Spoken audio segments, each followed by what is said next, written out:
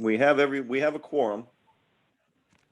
So if everyone is ready, let me blow up this agenda a little bit. If everyone's ready, we're going to get going here. I call to order this meeting of the Thomas Jefferson Soil and Water Conservation District.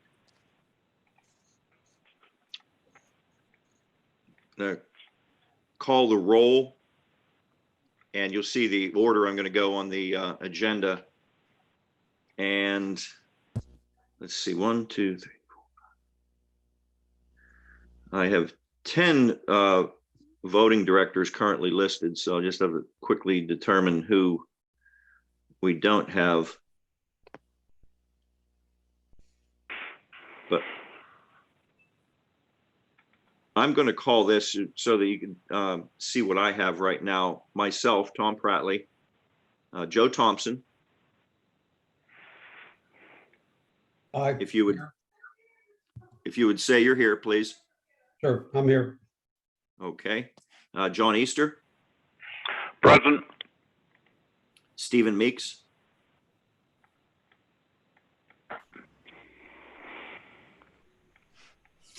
Steve Lucas. Here. Mark Campbell. Here. Sorry, I was on mute. Oh, okay. That's all right. Sorry about that. Angus Murdoch. Here. David Collins. Here. Carrie Swanson. Here. Lonnie Murray. Here. Okay, and then it would be Pat Willis. Is she here? That would be the only other, because we still have the vacancy in the Charlottesville locality. So I don't hear Pat. So we have 11. The Soil and Water Board approved that. I don't know if she got her forms yet in the mail and was able to take them or not. But Hi, this is Julie. I did get my forms. Working to get an appointment with Lizelle this week to take the oath. So I have not yet had the opportunity to take the oath. okay, perfect. Okay, thank you. Thank you. So we have 11, did I say 10 directors present? And maybe rather than me call, would any associate directors on the call, please, would you chime in? Carolyn Daughters, I'm here. Okay, Carolyn. Kim is here. Kim. Yes. I'm sorry. I was just repeating your name. Any other associate directors? Okay. Staff members on the call? Ann Coates is here. Okay. Lisa Hyatt is here. Lisa. And who else? Chris? Amy. Luke Longenecker's here. Okay. Luke and Amy. Okay. And I know Debbie's out there. I'm here. Thank you. We heard her. And any other partners? Anyone from NRCS or anybody on the meeting today? Okay. Hello, and then this is Corey. Oh, Corey. Okay, great. Good to see you, bud. You too. Thank you. And then Julie Jones is here, who unfortunately was not able to be sworn in yet, but has, as we said, has been appointed to fill the Charlottesville vacancy.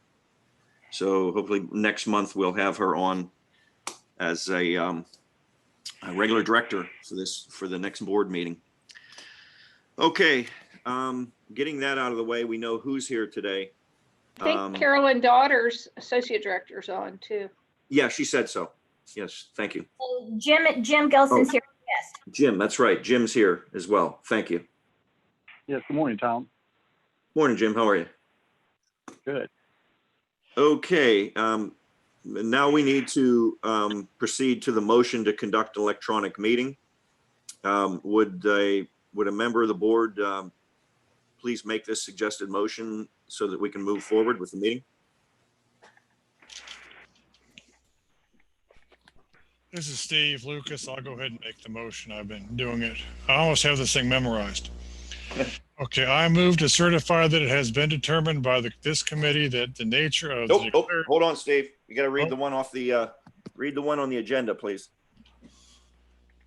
Okay, I'm sorry. Yeah, Yes, that's, yeah, I was reading the one off. Okay, right. Thank you. give me a second. Okay. I move that the Thomas Jefferson Soil and Water Conservation District Board of Directors certify that the nature of the state of emergency caused by the COVID-19 pandemic as declared by the Governor of Virginia makes it impractical or unsafe for the board to assemble in a single physical location, and further that the purpose of the meeting, including all agenda items as reflected in the meeting's prepared agenda, is to transact or discuss business that is statutorily required or that is necessary to continue operations of the board and the discharge of the board's lawful purpose, duties, and responsibilities. Okay, is there a second to that motion? Second. Oh, Lonnie Murray, second. Okay, thank you, Lonnie. Amy, would you call the roll of the directors present? Mr. Pratley, Aye. Mr. Thompson, Aye. Mr. Easter, Aye. Mr. Meeks, Aye. Mr. Lucas, Aye. Mr. Campbell, Aye. Mr. Murdoch, Aye. Mr. Collins, Aye. Ms. Swanson, Aye. Mr. Murray. Aye. Okay, the ayes have it. And we will proceed to conduct the meeting. Guest introductions. Julie Jones is here. You've met her before, and she's just waiting to be sworn in to be our new director from Charlottesville. And we welcome you this morning, Julie. I hope we don't scare you off at some point along the way. The next guest introduction would be Jim Gailson, who is the chair of Area 2 of the Virginia Association of Soil and Water Conservation Districts. Jim, did you want to say anything? Yes, if you don't mind, I'd take a few minutes of your meeting now, Tom. The point I'm running across last year, you're all familiar with, we had to come up with a couple of candidates to pass on to the association and pass on to the governor for selection. We did, we pared it down from three candidates to two in our December meeting. In our spring association meeting, the directors' names were brought up with motion to pass them forward to the governor with preference towards one candidate. I made a motion to remove the prejudice so that they're on even footing, and I could not get a second to my motion. So I believe this is very disrespectful to the candidates. I've talked it over with a number of other people, and what I'd like to do is gain consensus from your district if I'm playing in the right ballpark or if I'm just totally being too sensitive about this. My path forward would be to gain consensus and make a motion to amend the bylaws of the association so that from henceforward, any candidates from any area will go forward to the governor without prejudice. So Okay, if, however you want to Jim, would you- consensus or not. Jim, would you just clarify for everybody, we're talking about appointment to the State Soil and Water Conservation Board? Yes, yeah. Okay. And this year, could you explain again? You said what happened there and you were talking about with prejudice or without prejudice? Yes, at our association meeting, our spring meeting, the association, after we passed the two candidates on to the association back in December, they had to get approval from, I think, FSA and Farm Bureau, if I'm not mistaken. This was done, and when they went to pass the candidate names forward to the governor, they went forward with prejudice towards one candidate. And I think that's wrong. It's disrespectful to the candidate, and no justification was made for the prejudice, but I'm kind of on the thought process, one, we're not the ones that should be making the final, or the association is not the one making the final selection of the candidates. And who's to say that they wouldn't veer into other territory and say, well, gee, that guy's kind of Jewish. I don't know if I like him, or he's kind of handicapped, or his skin's kind of dark. It just opens the door for a lot of discrimination. And plus, good luck for our future area chairs to select a candidates that might get kneecapped early in the process. Okay, I know the board requires representation from certain sectors of society, I believe, but we're talking about, is this more like a custom of having, like you said, certain organizations have kind of a say or maybe a place in the process? No, we're supposed to pass 2 names forward to the governor for the governor to select from. And this year they went forward with prejudice towards one candidate. And I don't know, it's hard to second guess another person, but maybe the governor didn't prefer the pick that the association did. And look what happened in the end. We didn't get any representation out of Area 2. Okay. So once again, would you please restate what you're looking for? All right, I'm just looking to see if you support me on this modification of bylaws. I'm going to the membership because if I couldn't get a second from the association board, I feel I don't have any support there. So I'm going to the membership to modify the bylaws of the association so this doesn't happen again. So Jim, were there any reasons given for not moving that candidate forward? No. Well, I believe Ann was the only one from Thomas Jefferson on that call that day, and I did not hear any reason. Jim, what you're talking about, I think you said you would, without prejudice, would you be, did you say something about removing any sort of geographical barriers, or is the idea that you want to maintain that there is always some representation from each of the areas? Well, that would be a stretch. We can't really go that far. The governor has the right to select anybody he wishes from anywhere in Virginia. Okay. So we can't zero that back, but by basically we're just sending one candidate instead of 2 when we're putting favoritism on them. And, primarily, like I say, it's just disrespectful to the candidates. Why should somebody jump through all these hoops and get kneecapped before they make it to the governor's desk? Okay, I see. Okay. This is Ann. Yes, Meeks has his hand raised. He was at the meeting also yesterday as well, and probably. Okay. Go ahead, Stephen, please. All right, there are 2 issues here. One is what the governor did, and one is what Jim is talking about. I fully support Jim's proposal here. I was not a participant of that spring meeting, unfortunately. And I'm actually, yesterday was the first I had heard about it when Jim brought it up during his Area 2 report. And I find it rather disturbing that this even happened, because we're criticizing the governor for what we did, but then the association did something wrong too. We're supposed to forward on 2 names. Area 2 recommends 2 names to the state association. We vet those names with Farm Bureau and the other entity, and then we forward them on to the Soil and Water Board, and then the governor gets them.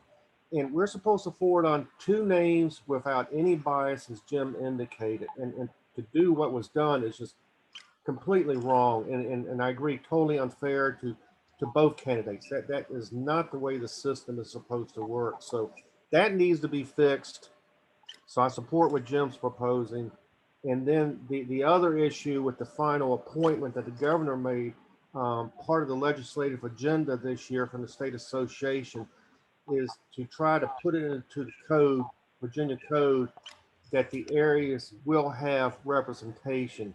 Right now, that is not part of code. That is part of the policy that has occurred in the past. The governor usually follows, but it's not part of the code language. So that's something that needs to be corrected as well. So I don't know if I'm however you want to take this, Tom, but I support Jim's proposal. Could I make an agenda suggestion or question? If we're in guest introductions, could we go through and then add this as an agenda item? And if Jim is interested in staying for our entire board meeting, that's fine. But if he would prefer that we move it to an earlier action item on our agenda, we could have this as an additional action item.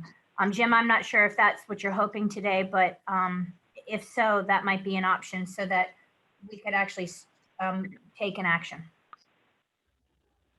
That would be fine. I just need a consensus where either people agree with me or they say you're being too sensitive, go get a pedicure, you'll feel better tomorrow. You know, just let me know. So I guess, you know, that a consensus or a sense of this board could come in two different ways. One would be to simply, you know, say something to Jim now is just whether we all sort of agree on. The other would be actually some type of emotion. I understand what you're saying, Ann. You'd like to, you know, move it down into the action section. I have to pull up my agenda again to see what we have. But could we, and if Jim's willing to stick around, you know, we could move this to the very end of action as a addition to the agenda. And then we could actually, you know, conduct a little piece of business there around it. Jim, would you be willing to stick around for a little bit? And I can do that. Okay, great. Okay, yeah, we'll do that. Let's add that to the end of the, and I'll spell that out during additions to the agenda. Okay. All right, thank you. Thanks, Jim. Under announcements, the one announcement I would like to make is that from what I've seen come by email and such, something that's called the Training Blitz from the State Association gives directors an opportunity in December to, in these virtual trainings, an opportunity to take your Freedom of Information Act training, which, you know, there's been problems with, and maybe Debbie's going to have more to say about that. But as far as I know, there hasn't been any suspension of the requirement that we all do this by the end of the year. So I just wanted to let everybody know this is very important as an elected official, that the elected directors get this training by the end of this year. And there is an opportunity through the state association, what they're calling the Training Blitz, which Ann sent a email around. I believe it was this morning, maybe. Public comment. Amy, does anyone from the public submitted any comments, or are we? No comments have been received. Okay, thank you. Additions and changes to the agenda. We're going to add the piece of business about appointments to the state board to the end of action items. Anybody else have any other additions or changes to the agenda? Okay. That'll stand as amended. Action items, the meeting of the minutes of the board meeting of August 26th. Has everybody had an opportunity to review those? I'm sorry, did someone have something to say there? Okay, if you've had an opportunity to review those, we have a motion to accept the minutes. So moved, Thompson. Second, Stephen. Okay. Amy, would you call the roll on that, please? Sure. I'm going to call it in alphabetical order this time. That's okay. Thank you. Mr. Campbell.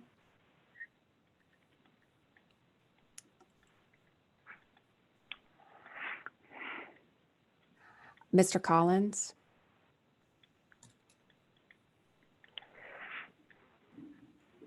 Mr. Easter, Aye. Mr. Lucas, Aye. Mr. Meeks, Aye. Mr. Murdoch, Aye. Mr. Murray, Aye. Mr. Pratley, Aye. Ms. Swanson, Aye. Mr. Thompson. Aye. Okay. Ayes have it. Pull my agenda back up here. My phone. The next item is the FY20 annual report, DCR copy, and Lisa Hyatt will be taking that. Thanks, Tom. On Monday afternoon, hopefully everybody should have received a link to our 2020 annual report. If you have not received that, Amy is showing it on the screen right now. The link was a little bit easier for us to send it out. This is a 34-page document that you can imagine has a lot of data associated with it. So I didn't want it to fall out of anyone's email server. So hopefully you got the link and you've been able to spend a little bit of time going through it. This does need to be approved by our board. It is a grant deliverable for DCR. We do need to send it, the approved version, to DCR by the end of, actually today, it's due today. So has anybody had a chance to look at it? Did anyone have any questions, or did you spot any typos or anything like that that I can answer?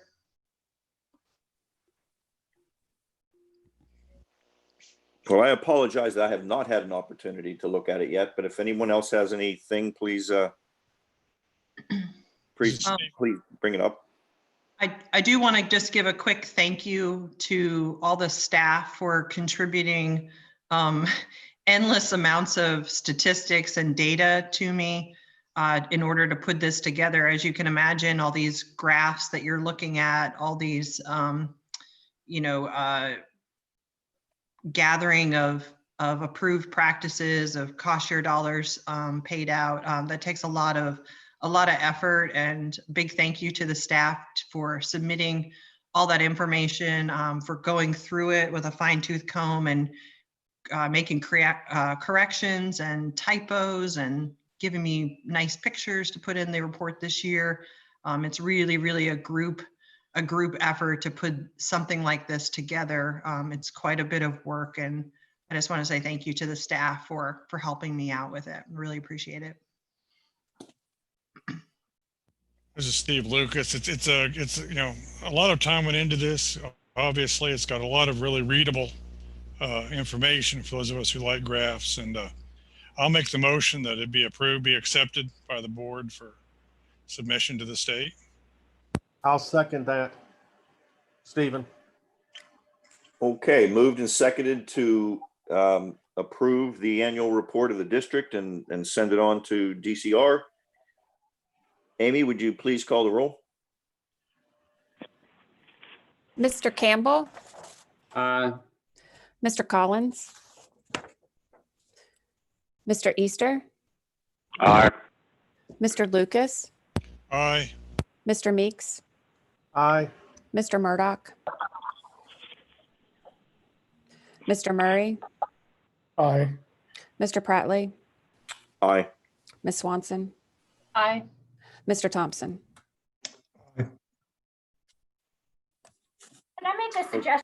When you get to the end of roll call, could you maybe, it looks like maybe David Collins was not quick on the draw, or quick enough on the draw to get his mute off, but it looks like he's now there, and maybe he can take a vote. It looks like he's ready. David, are you there? Well, maybe not. Maybe he just walked away from his computer.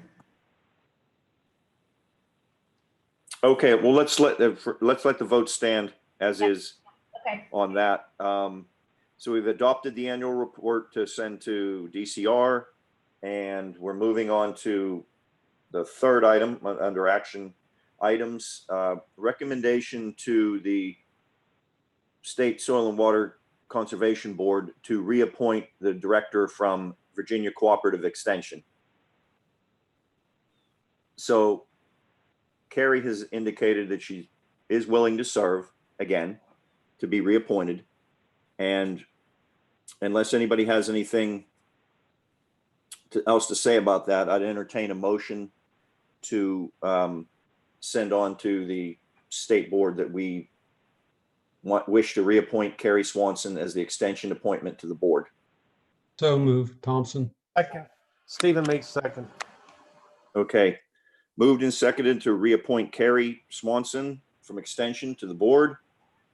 Amy, would you please read the roll? Thank you. Mr. Campbell, Aye. Mr. Collins,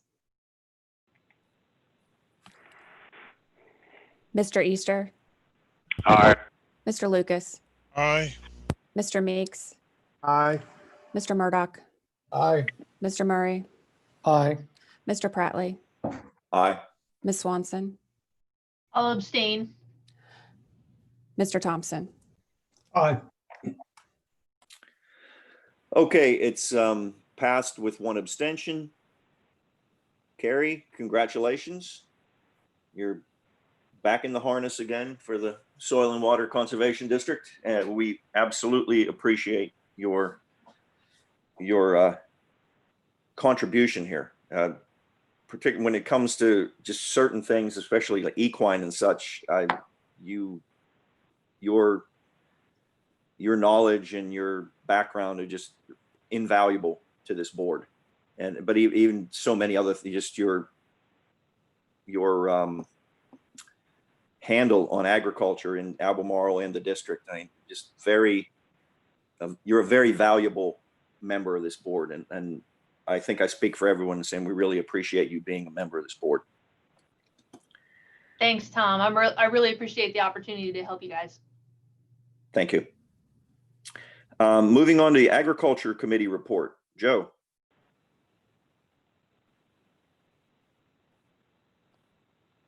Get unmuted here. Thanks, Tom. The Ag Committee met a week ago today on the 23rd. One of the things you can see as item A here, approval of the fiscal year 21 Ag Stewardship Act policy. What this is, and I think we discussed this maybe at the last board meeting, if not, this is the mechanism by which individuals, either in the public or elsewhere, if they see what they think may be a violation or someone managing land in a way that it impacts soil erosion or water quality, can report that to the state. And the ag stewardship folks, I believe, have 2 staff now in the state of Virginia. They cover the entire state. And they offer the opportunity for the soil and water districts to work with them, coordinate with them with these complaints. What we're proposing is something that we've had as, I believe, our policy ongoing.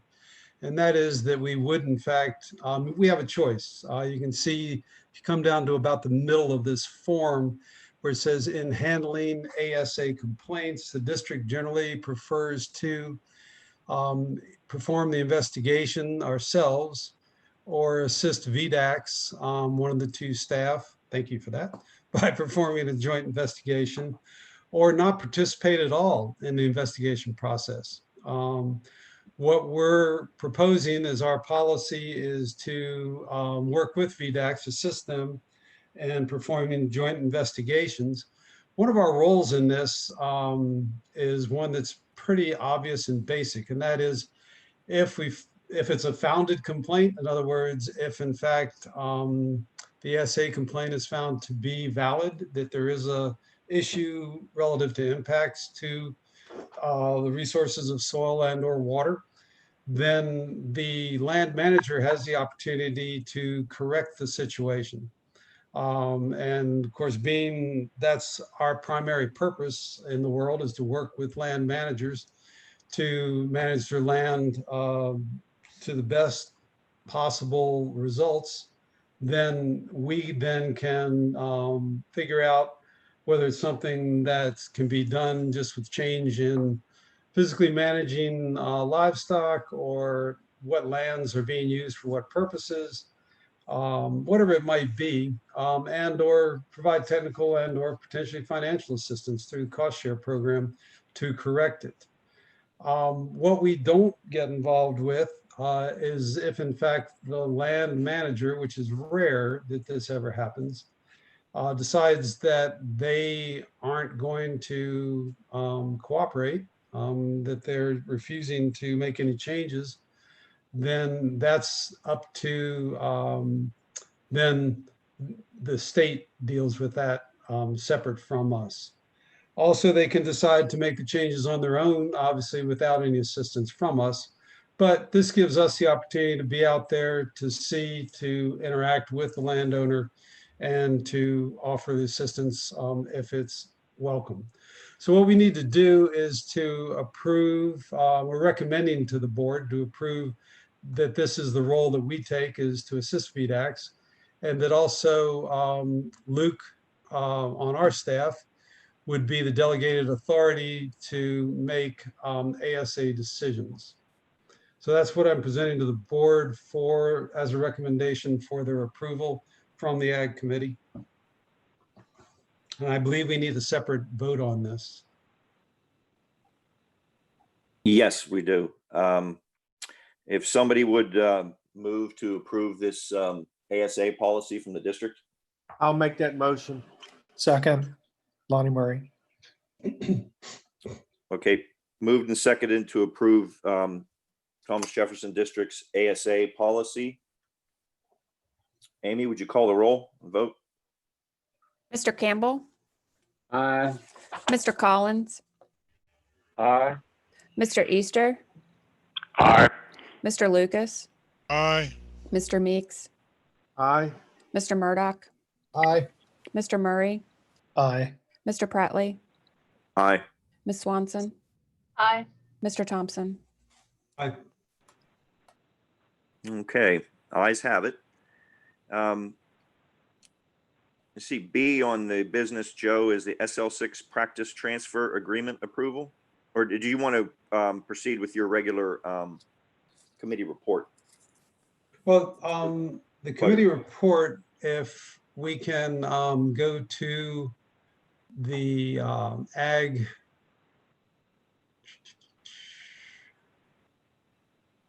Down one more, maybe. Oh, here we go. The report basically is the other items that we covered during that meeting. And if you could bump that up a little bit in size for these old eyes, that would be great. Thank you. We had project increases that we're recommending for approval. And you can see the two of them listed there. We discussed these with the individual staff who are working with these landowners, and we felt that the explanations we received were appropriate to recommend that for approval. And if we could scroll down a little bit more. And then the project approvals, you can see that there's quite a list here. The thing that I would like to point out kind of as the overview of this is the excellent work again that our staff's doing to get our landowners engaged, get dollars out the door, and get them locked down on potential improvement projects. You can see there's some fairly large ones there. And Luke, do you have anything in particular that you'd like to point out or talk about in the project approval list? Nothing specific. I think everything's captured pretty well in the notes. Just two projects not on that list that we aren't approving them specifically. They were just discussed for a variance. That's 222 Farms and Ann Wood from Cherry Hill Farm. The two very large projects, and if you recall, all best practices have a cap of $100,000. So we are requesting a variance, and that's noted in the minutes for those two big operations with over 100 head of cattle and several miles of stream exclusion, some really good projects. So the next step for me is to work up the packets and send them to DCR to get that variance request officially approved. And then if that goes through, we'll be looking at it actually approving the cost share amounts next month. But this is just the start of that process. Other than that, staff's been busy. We'll talk about cover crop after this, but that's all I have to add, Joe. Thanks, Luke. Any questions about this group of projects that we're recommending for approval? Okay, we can move down to the next section then.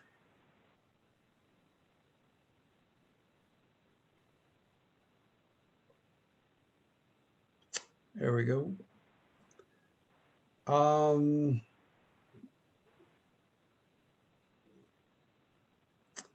There's the other items we covered were the project transfer agreement, and that's one where a landowner who already had a project with us is handing over responsibility of that project to a new operator. The ASA we already covered. There's also a very complex project, this Piedmont Manor Old Mountain Farm LLC water system failure. This is one that Luke's been working on extensively with David Bryan, DCR.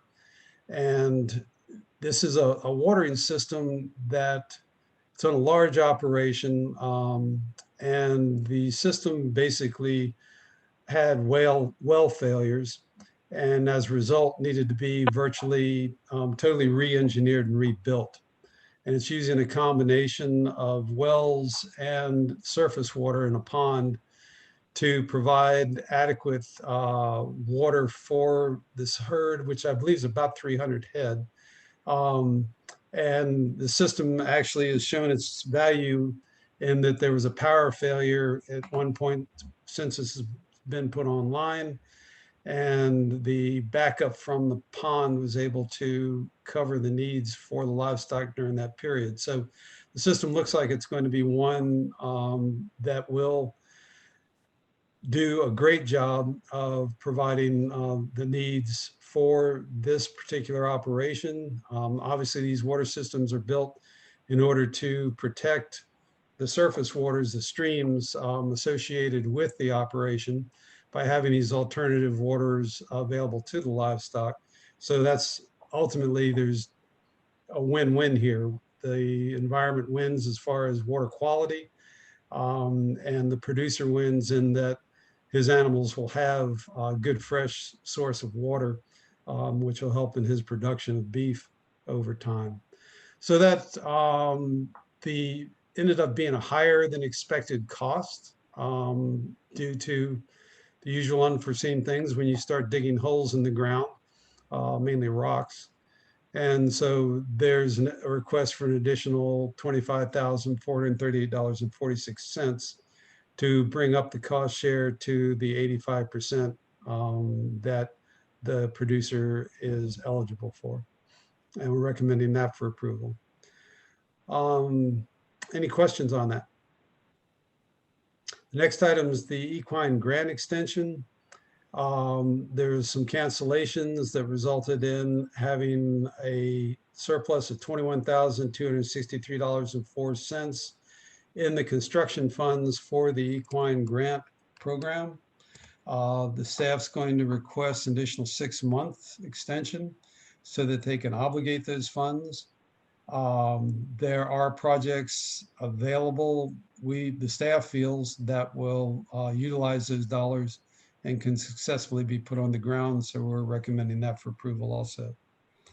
The last item is the Clean Water Farm Awards, which is always a great thing to be able to recognize the individuals out there who are doing the daily grind and doing a great job of managing and protecting the resources they're responsible for.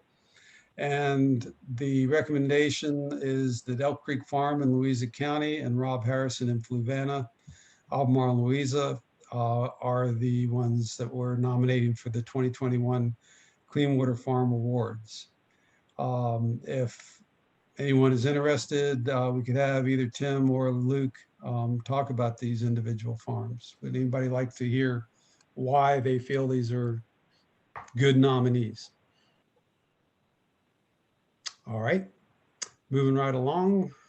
I think that, I believe that may wrap it up. Move down a little bit on the page here. Yes, that's all I have, Mr. Chairman. And Joe, I'll just add one thing if that's all right. sure, Luke, go ahead. It's covered in the minutes. It was just kind of skimmed over there, but just to note, we did have 211 cover crop applications that would put a potential winter cover on roughly 9,300 acres of cropland in the district. We decided to approve all of those applications for a total of $425,000. Depending on the year, a good year, 50 to 60% of that gets planted. We hope for more, of course, but we did go ahead and decide to approve all of those, and we'll reevaluate in December once we do those checks for cover, and that number will go down, but we wanted to put the funding there up front for this high priority practice in the district. So I just wanted to highlight that. Thanks, Luke. I apologize for blipping over that. That's all right. I appreciate Joe? that. Joe? Oh, go ahead, Steve. Okay, I believe, Joe, that we need a separate board action for the increase above the 100,000 and for the transfer, the program transfer, if I'm not mistaken. Luke, correct me, but I thought we. My understanding is we do need a separate approval for the transfer agreement. I do not think we need one for the variance at this point. Okay. Okay, and my other question from a business standpoint is equine grant extension. Does that need to have an action to request that extension? That wouldn't come normally under the consent agenda approval list for practices. No, I'm not sure we need an official approval at this point. This is kind of just a blessing from the Ag Committee to proceed with the extension request. We still have to get permission from the grantee or the grantor, and I guess that would be a follow-up item for October if they're willing to give us that 6-month extension.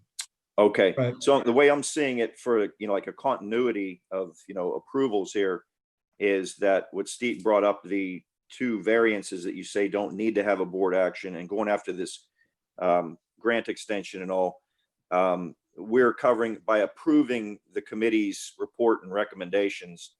We're furthering that business. Right, we're giving staff the direction to go forward and pursue those. Right, correct. Changes. Okay, thank you. So at this point, if there's no other questions for Joe about the report, let's adopt the report and then move on to that transfer agreement. If that sounds good to you, Joe? That would be fine. Thank you. Okay. Would someone move the adoption of the Agriculture Committee report? So moved by Stephen Meeks. Second, Mark Campbell. Okay, it's been moved and seconded to adopt the Agriculture Committee report. Amy, would you please call the roll? Mr. Campbell, Aye. Mr. Collins, Aye. Mr. Easter, Aye. Mr. Lucas, Aye. Mr. Meeks, Aye. Mr. Murdoch. Can you hear me? Yes. Okay. I do fairly regular business with Greg Jackson, and I get a fair bit of venison from the EPS, so I should abstain on those items. But other than that, everything looks. I agree. I will say aye if that's appropriate. Did anyone hear that? Yes, we heard that, Angus. At this point, you think I think it would be more appropriate for you to abstain, Angus, the way that the Abstain from motion's the been whole- made. It might be best to just say that you have an interest and will abstain from the whole motion. I will There's do enough so. to carry I it. will abstain then. Okay, thank you. Thanks, Debbie, as well. Amy, would you proceed with the roll? Mr. Murray, Aye. Mr. Prattley, Aye. Ms. Swanson, Aye.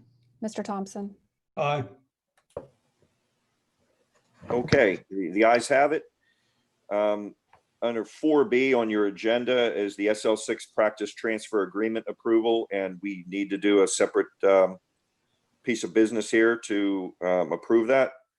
So Joe described that in the agriculture report. Is there a motion to approve that transfer agreement? This is David Collins. I move that we accept the transfer agreement. Steve Lucas, seconded. Okay, it's been moved and seconded to approve the transfer agreement. Amy, would you please again call the roll call vote? Mr. Campbell, Aye. Mr. Collins, Aye. Mr. Easter, Aye. Mr. Lucas, Aye. Mr. Meeks, Aye. Mr. Murdoch, Aye. Mr. Murray, Aye. Mr. Pratley, Aye. Ms. Swanson, Aye. Mr. Thompson. Aye. Okay, ayes have it. Moving on to action item number 5, the Water Resources Committee report. Now, Lonnie, will you be presenting? Yes. Thank you. So as before, go check the items that are already in the consent. One thing I do want to definitely mention was the Rivanna River Basin Commission hosted a Rivanna River Conference, as they do annually, that includes local officials. We had several board of supervisors and other people participating from various parts of the Rivanna River Basin. One of the really exciting things that came up during that was there seemed to be enormous interest in our septic program. Anne presented some information about what we've done. There's a lot of questions and definitely a lot of interest in finding ways to fund that program. So just thought all of you would like to know that. Besides that, we haven't had a meeting yet. We are in the process of scheduling a meeting, hopefully for the very near future.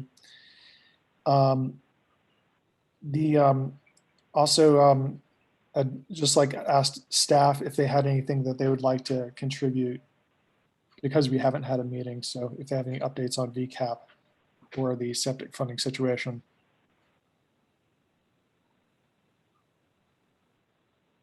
Sure, this is Chris. I just want to give a quick update. So last Friday we had our VCAP steering committee meeting.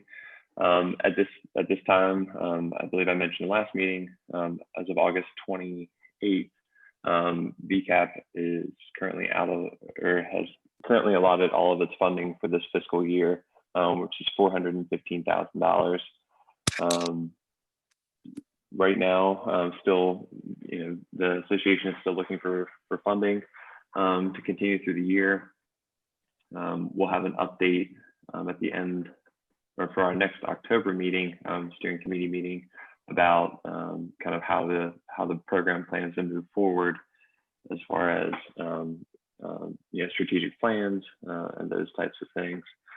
So with that said, with the VCAP program out of funding at this point, projects that we do have will be, or at least within Charlottesville and Albemarle County, will be funded through the local assistance programs. Those coming to a close, or coming to approval for the end of our first quarter, which is today. So do have a lot on the Charlottesville side, and we do have quite a few projects from Albemarle. So I'll be able to have an update for the board after our October, our Water Resources Committee meeting, which we're hoping to schedule here next week with board members. So if anybody has any questions, just let me know. Thanks, Chris. This is Lisa. I just can give a little brief update on the septic world. We did apply about a month ago for an additional round of continuation of our funding for our Tye River TMDL project. That I think we applied for roughly about $300,000 in ag and septic funding to continue that work. That you all know we've been pretty successful in that area thus far. So fingers crossed that we get that additional funding. That would kick in, and Ann or Luke, correct me if I'm wrong, that would kick in very late next year, 2021, or is it 2022? It's 2021. It'd be October 2021 if we were to receive that grant. Thank you. So stay tuned for more news on that. In the other septic programs, we are finished up with the district-wide septic program. The hardware TMDL septic program is due to finish up at the end of this year. And then we still have our ongoing current tie septic program going on. So in a couple months, we'll be down to just one tie septic program. But Lonnie, that was encouraging news to hear that there is interest from other folks in the septic program. And I know we all really liked our district-wide program, and I think we all certainly hope that we can someday find some more funding for that program. It was really a valuable piece to the septic world. Yeah, I mean, what was really encouraging too was that localities seem to be interested in adding their voice towards their own legislative agendas and trying to get something passed to get support for this. That's great to hear. Yeah, so I think, you know, as we look towards, you know, different committee, obviously, but as we look towards, you know, what we support, we may want to really think hard about, you know, as it gets to the annual meeting about, you know, maybe continue to support some kind of district-wide funding for septic. Even though it is a tight budget year, it does seem to be something that localities are very much interested in. Certainly, something to keep in mind. Thank you. Well, that's all I have for now, but I'm open to any questions if people have them. Hearing no questions, I'll move to the next person. Okay. Let's go ahead and adopt the report of the Water Resources Committee. Can someone move that? Also moved, Stephen. Second, Thompson. Okay, been moved and second to accept the Water Resources Committee report. Amy, would you call the roll call vote, please? Mr. Campbell, Aye. Mr. Collins, Aye. Mr. Easter, Aye. Mr. Lucas, Aye. Mr. Meeks, Aye. Mr. Murdoch, Aye. Mr. Murray, Aye. Mr. Pratley, Aye. Ms. Swanson, Aye. Mr. Thompson. Aye. Okay. The ayes have it and accepted the report. Now moving on to Budget and Finance Committee report, and that would be Stephen Meeks. Thank you, Tom. The committee met this morning at 9 o'clock. We reviewed the financial reports that Amy put together for us this morning, and they should be attached. There you go. There's a profit and loss, the sort of the check report, and the outstanding checks. Anyway, the committee would like to recommend to the full board the acceptance of those documents or that report.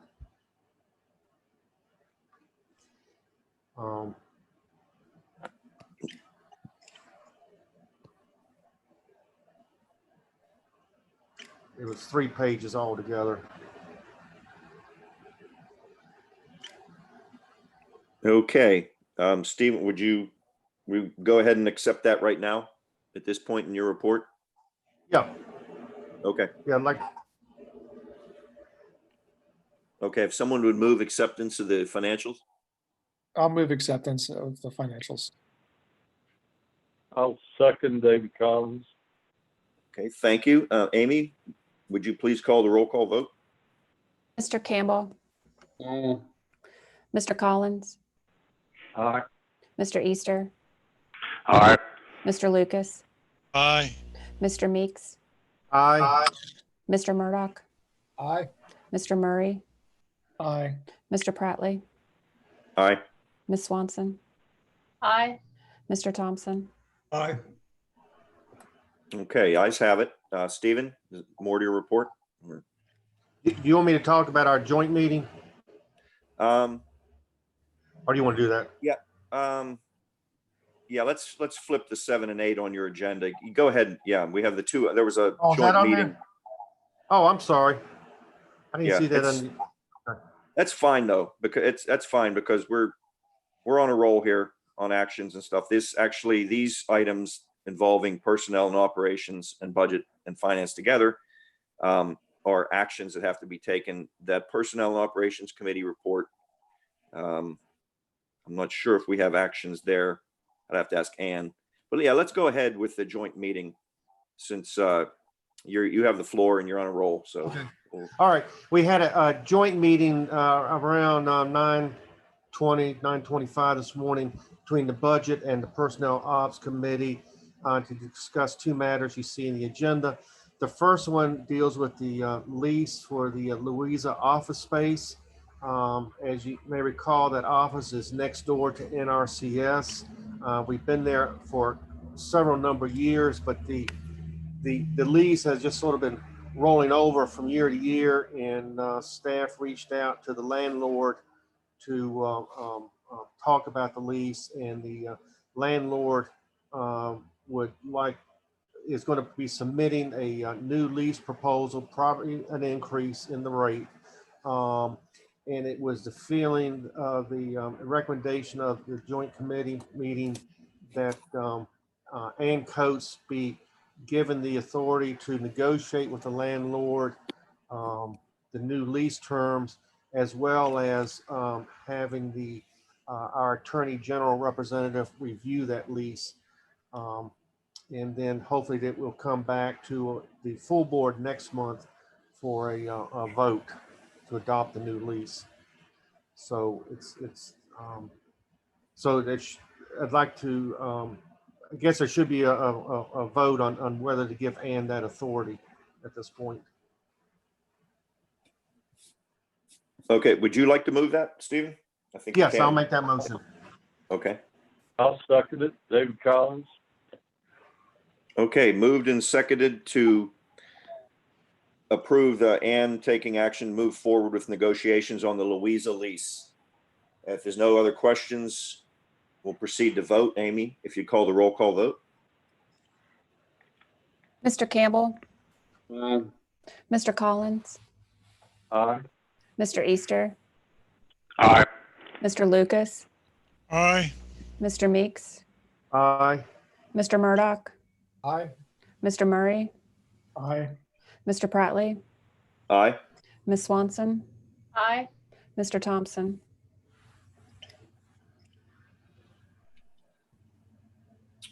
Okay, ayes have it. Okay, the last item Second, yeah. we discussed was an internet stipend. It had come to Ann's attention that at least one staff person had to increase their internet connective fees to allow for, I guess, the additional bandwidth, capacity, speed to work at home. So it's the committee's recommendation that we extend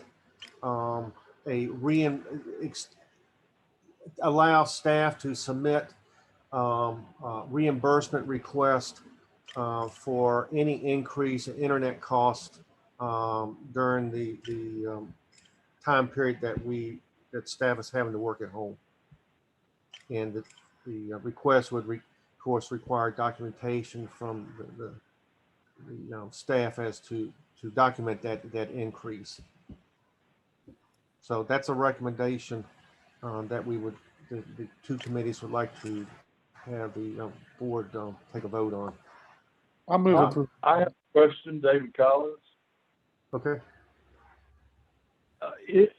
So this is for staff home office, basically. Yes. Yes, okay, no, sorry. That's all. That was it.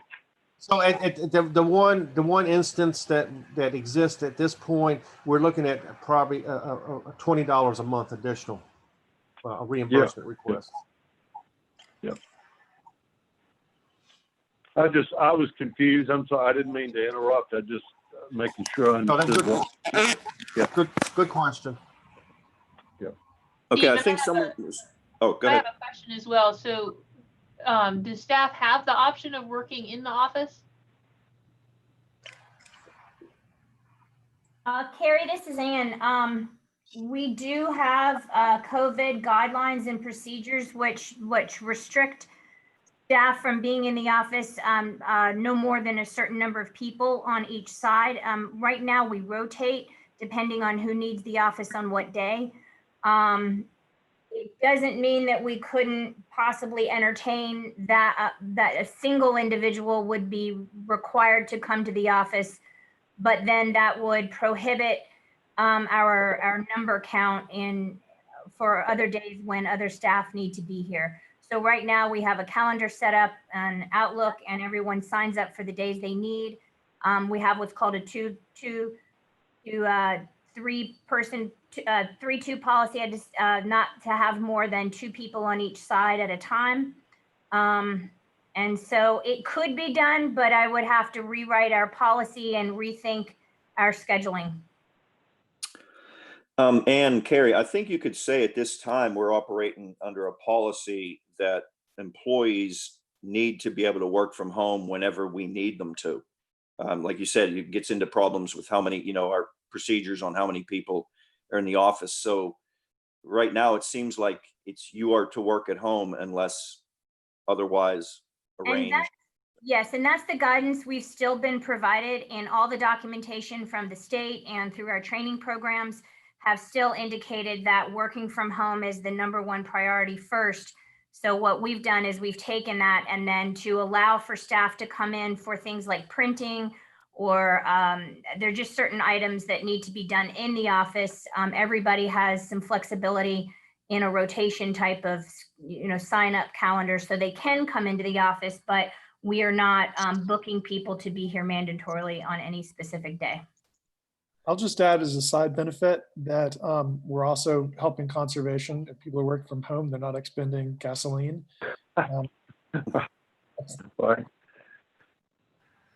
Thank you, Lonnie. It's true. Okay. I also, this is David again. It seems like it's I know it seems like a bonus in a lot of ways, but it also means it's putting your office in your house, and I think there's a cost associated with that. So I'm good with it. I guess I might be the one that started this round of question, but I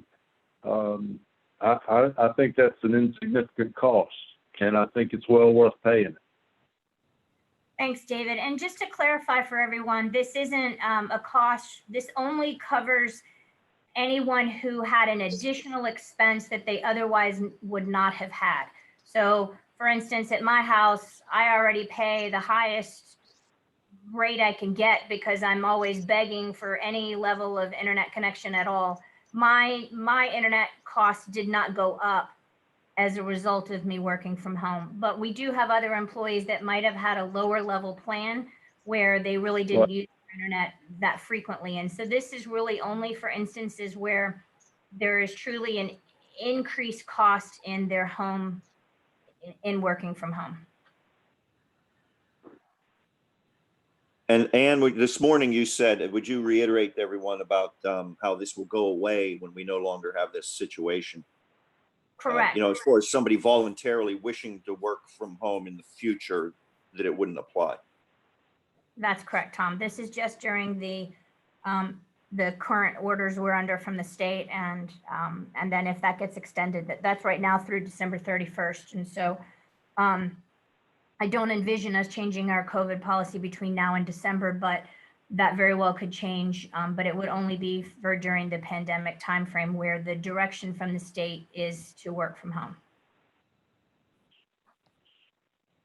Okay. Just- Earlier, a few minutes ago, I think it sounded like someone was starting to make a motion here. Oh, I made the motion and somebody second. Okay. I'll second it. David Collins. Okay. If there's no further discussion, it has been moved and seconded to approve the internet stipend. Amy, would you call? Yeah, and Tom, just for clarification, we should strike the word stipend because it's an internet reimbursement now. Originally, I was thinking it might be a stipend, and I apologize, the agenda has that, but it's going to be an internet reimbursement. Right. I'm sorry. Yes. Okay. All right. So And I'll everyone second understands. that. Yeah. Everyone understands what I we're was gonna voting say, on then. Pardon. Go ahead. And I'll still second it. I think it's not an accessory. I think it's a requirement. Okay. All right. So we're going to vote on the internet reimbursable expense. And moved and seconded. Amy, would you call the roll? Mr. Campbell, Mr. Collins, Aye. Mr. Easter, Aye. Mr. Lucas, Aye. Mr. Meeks, Aye. Mr. Murdoch, Aye. Mr. Murray, Aye. Mr. Prattley, Aye. Ms. Swanson, Aye. Mr. Thompson. Aye. Okay. The ayes have it. Moving back, number 7, Personnel Operations Committee report. And you want to go ahead with the Sure. those items? Yes, and these are just updates. These do not actually need an action unless for some reason you guys want one. So for job descriptions, I just wanted to give you an update because DCR requires as part of our grant package that we review and update our job descriptions on an annual basis. We've done that every year. I think Allison left a pretty good template in the beginning when I first started. However, we have hired a number of new employees, and with each hiring phase, we've traditionally, or I have improved upon those in some way, those job descriptions to include, ADA language or things that are a little more reflective of how we've evolved. However, I did not go back and do an overhaul to every single job description every time I made a new addition to a new recruitment. So I just wanted to give you guys an update that I'm going to be working with Luke and Amy to kind of bring some of this back to some level of consistency and just make sure that we are up and up on all the job descriptions. So I will be bringing them back, but they will be kind of a full overhaul. And I just wanted to give you an update. I had hoped to have them at this meeting, but once I realized how many changes there needed to be, I think Luke and I need a little more time to work out that.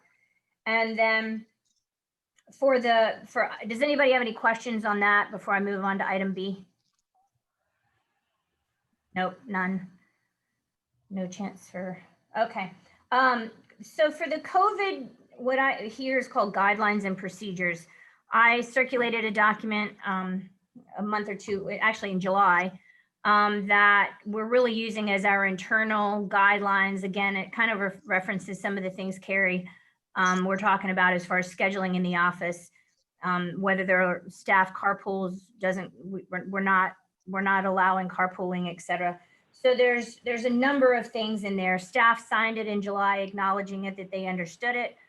And it outlines kind of our procedures for doing our day-to-day work. It's my understanding from the admin ops training that our board should adopt an actual COVID policy. What I've written is really more of a set of guidelines and procedures. It wouldn't be difficult for me to maybe create a policy that's a little broader and bring it back to this board. Tom and I had talked about it, I think, earlier in the summer. And I think, Tom, correct me if I'm wrong, but we were under the impression at that point that it was sort of internal management decisions that we were making here in the office on what was the safest and best way to keep up with all the rules and regulations. But as we move forward, I'm getting the impression that there is a need for the board to adopt an actual policy. There is a training on October 7th. It's in the training blitz email that I sent out. My guess is it will be covered in more depth there. if anybody has any questions about it, but I guess wanted to get a sense from Tom, from you, and from the board, if I should bring back an actual policy. Okay, I'd like to hear from other people because I guess I'm kind of old school. I don't know. You start to get a lot of policies and size of policy for everything. And if it's already contained in how you operate and what authorities you have to operate given to you by your job or some other policy we have, sometimes you wonder if you need to do that, but you're feeling that there's a need to do that now. And I would like to hear from others whether they think we should proceed with a policy. I don't know how heavy our policy manual is right now, but it just seems like we, in life nowadays, you just, keep having more documents and policies and procedures and such. So if anybody has a take on that, please. This is Mark Campbell. I agree with you 100%. Same I here. agree with you too, Tom. I suppose the downside of it is if, we get hung up on not having a policy on something. And you said you're got a feeling that maybe we need to do that. What is is it things you're seeing externally when going these meetings, these admin ops meetings and such? Yeah, in our last training we had on this subject, I think there were some folks that were shocked that we didn't have policy. So personally, the procedures and guidelines are really, really in depth. And I've circulated them to you all before. Certainly staff had a fair amount of input into that because I needed to make sure that it was actually made sense and we all were on the same page, so to speak. So that's been analyzed and reviewed and edited a number of times. If we were to do anything policy-wise, maybe a sentence or two that just says something along the lines like we did for the lease, that the district manager has the authority to set guidelines and procedures. Maybe that would satisfy it. I'm not 100% sure, and I imagine it will come up at our October 7th training meeting. But I'm comfortable with whatever you all decide. I think Amy and I both also would agree we would rather have less paper and less everything at this point because it's just overload. But I also want to be conscientious of the district's, liability and do we have our bases covered, et cetera. Okay. Pardon me, Go ahead. This is David. Are we being asked to provide a policy? I couldn't understand that piece. Well, I'd have to write it and then the board would have to adopt it or approve it. No, what I mean is there an outside force that's requiring that of us? Debbie, I don't know if you've heard of anything. I think it's been a discussion in our trainings as a good business practice. Yes, that's what I've heard. It's a good business practice. There may be some federal oversight, but honestly, during COVID, it's just been, everything has come out kind of piecemeal. But it certainly would not be a bad idea for you to have policy in place. Okay, Ann, you were talking about an October 7th admin ops training again. Obviously, that's not too far off in the future. Our next board meeting is at the end of October. Do you believe you could prepare something in that time? If the board wished to, you could run past the board and certainly reach out to other districts. The ones that I've seen already were as detailed as our procedures, which I would not necessarily want to have the board adopt, because then anytime I need to change it, which can be very frequently, as Debbie mentioned. So yes, if it's just a few sentences, I think that would cover us. And I'm certainly, I could even set up time to talk to Carrie Higgins. The afternoon of that same day, they're having one-on-one appointments with her, and that could be my topic that I take to her. That just so everyone knows, that training blitz, that admin ops day, that is open to all. It's geared not towards just staff. It also is open to district directors.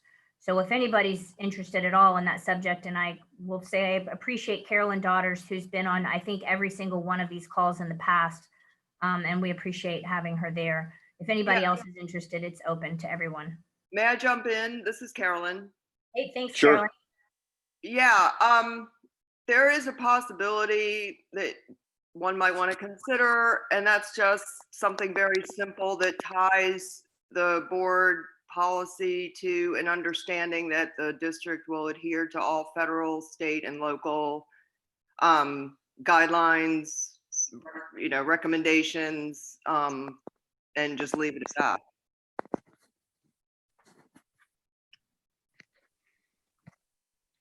Okay.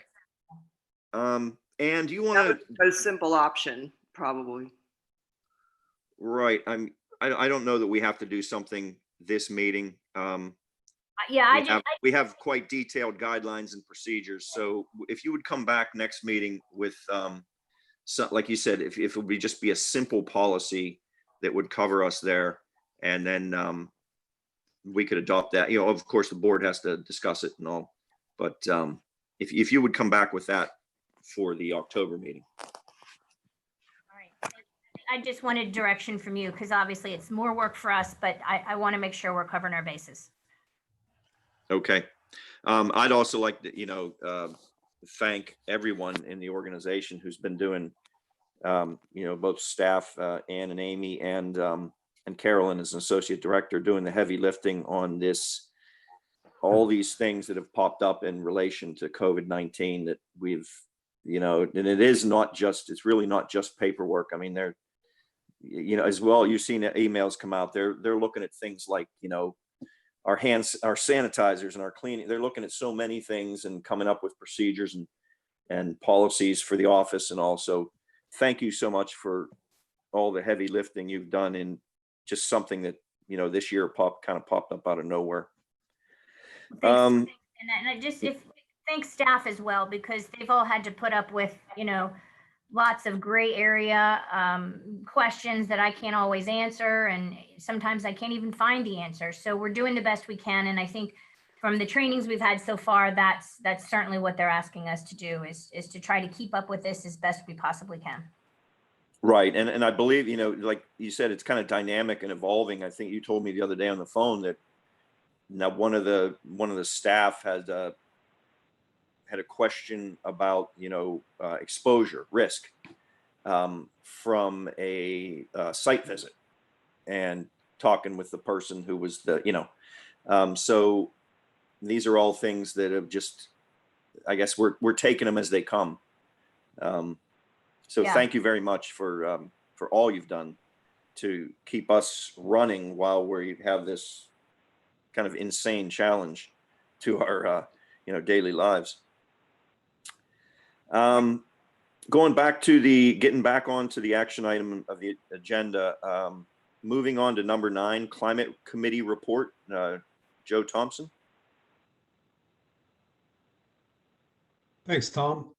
The Climate Committee has primarily been zeroed in on moving forward with the legislative agenda item, which this board had adopted in our legislative agenda, and that's the Virginia Healthy Soils Program.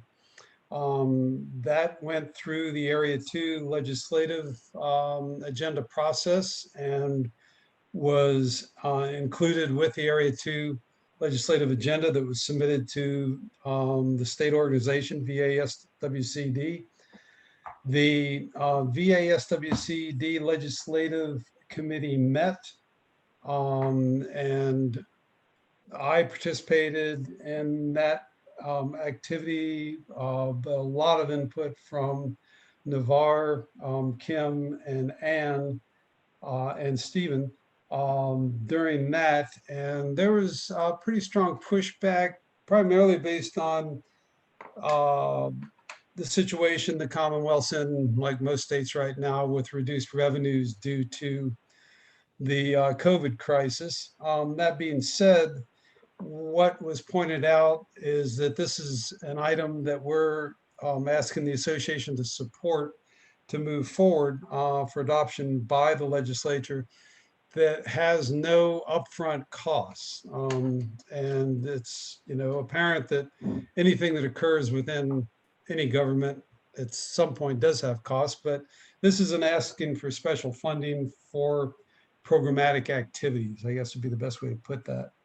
So it was, in fact, ended up being included by the legislative committee. I must say there was a lot of pushback on it, but it did ended up being included. And then yesterday, the association met, the board met, Virginia Association of Soil and Water Conservation Districts board met, and Kim Navarre, Ann, and Stephen, of course, participated in that meeting and working to support that as a recommendation for approval by the full body of VASWCD in December when they meet. I wasn't able to attend that, but from information I received from Stephen and from Ann and Navarre, there was a very strong effort, and ultimately Stephen did vote yes, which was courageous on his part, given the pushback from the rest of the board to adopt this. However, it was decided not to include it with the legislative agenda that was going to be presented to the full body in December, but to move it to the policy book. So I would invite, I don't think Navarre is with us, but I know Kim, Ann, and Stephen are. Any of the three of you that would like to make further comments on any of those procedures and where we are now.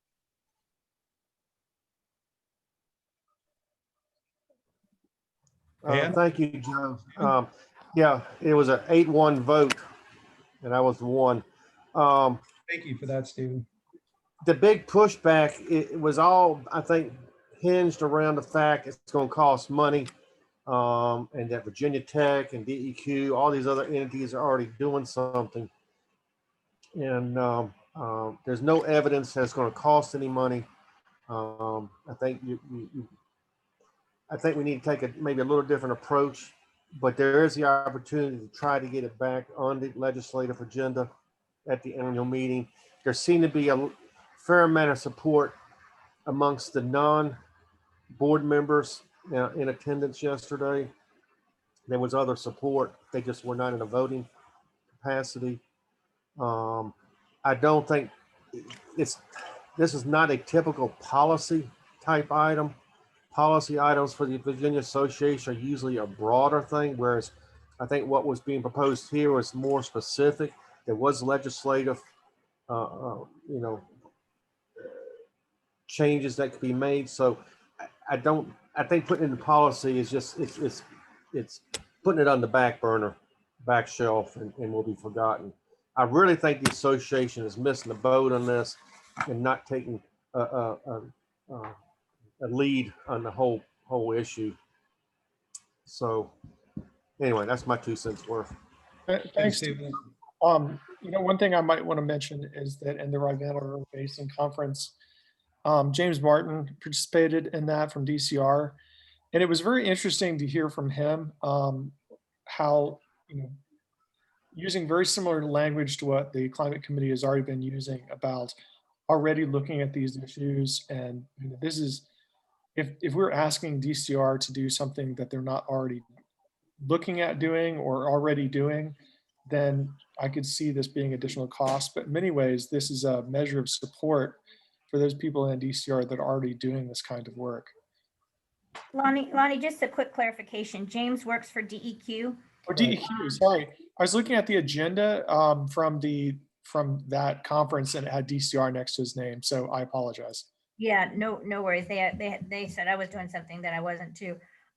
So real quick, I think that the WIP document, and Kim remembers this, I think 2 years ago, Kim and I highlighted the sections of the WIP 3 document that talk about climate. And in a sense, Healthy Soils is one of those solutions for the type of work that we do that helps address that. And it's things we're already doing. So I still lean on that. I don't know that it would have been additional work for DCR. Daryl Glover did point out that Robert Shoemaker is working on Healthy Soils as part of his job description. So they already have somebody on staff. We also know that there's a Virginia Healthy Soils Coalition that has funding to hire a statewide coordinator for 3 years. I imagine much of the organizing and coordinating of all of the agencies will happen during this next 3-year period. And I think if anything, I think DCR is already at the table because Daryl mentioned being part of that Virginia Healthy Soils Coalition and that effort. And so I think that it is a missed opportunity, Stephen, and I just really appreciate you speaking out yesterday. And I think we also found that there are a couple other districts that Natural Bridge, I think, was one, and there's some others that have an interest in this as well. So I think, anyway, those are just my 2 cents for right now. I will continue to put together more information of the agencies that are already working on this so that we have that level of documentation. Thanks, Ann. Kim, Joanne, in addition to that, I think we need to distribute that information to our partners so that they understand that we're continuing to press this issue, and they would know who they might need to talk to go ahead and get more support for this when the annual meeting takes place. Thanks. Yeah, and I think circling back from what Kim just said, one of the things I think we need to remember is, I believe it was last year's annual meeting, we introduced something that wasn't moved forward as part of the legislative agenda relative to the concern over erosion issues associated with the pipeline. And that was in fact introduced from the floor, and it was in fact passed on a voice vote from the floor. So I think that there's definitely that opportunity will come up in December. I agree that we need to work to make sure everybody understands what this is about. The fact that USDA, NACD, the Farm Bureau, there's been a huge amount of interest and support moving forward with this whole issue, with the associated potential benefits, both in improved soils for production and also carbon sequestration. And down the road, potentially as another cash stream flow for producers from the sale of carbon credits. DEQ is already in the carbon credit exchange game in the Commonwealth through the working with power plants to be able to exchange credits among, I believe it's a 6-state area. So it's something that the governor supports right now. And I agree again with what Stephen said. I really think that if this isn't adopted by the association, we're really, missing an opportunity to show who we are as far as leadership in the arena of natural resources in the Commonwealth. So unless there's I should have mentioned Navarre made a very good case for it yesterday also. I'm very glad he was able to participate. I would also suggest that we request of Jim Garrelson to put this on the Area 2 agenda for the November Area 2 meeting. Good suggestion, Stephen. Thank you. Any other comments or questions?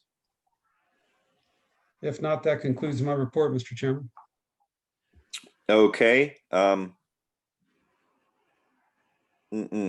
always have this thing about, need for accepting reports. And I think I don't believe we actually accepted some of the reports today, but some of them didn't have actions as well. And I don't know that anybody is going to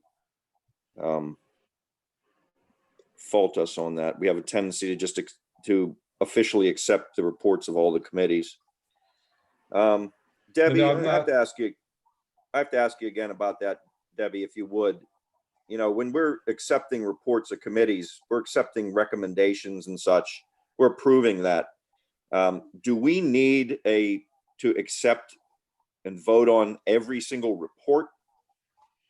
It oftentimes depends on what is in that report. Because like your cost share, depending upon what the guidance is of what the item is, oftentimes you do have to make specific motions. Other times you just have to accept the report. But like for cost share in the manual, it says that they have to be approved.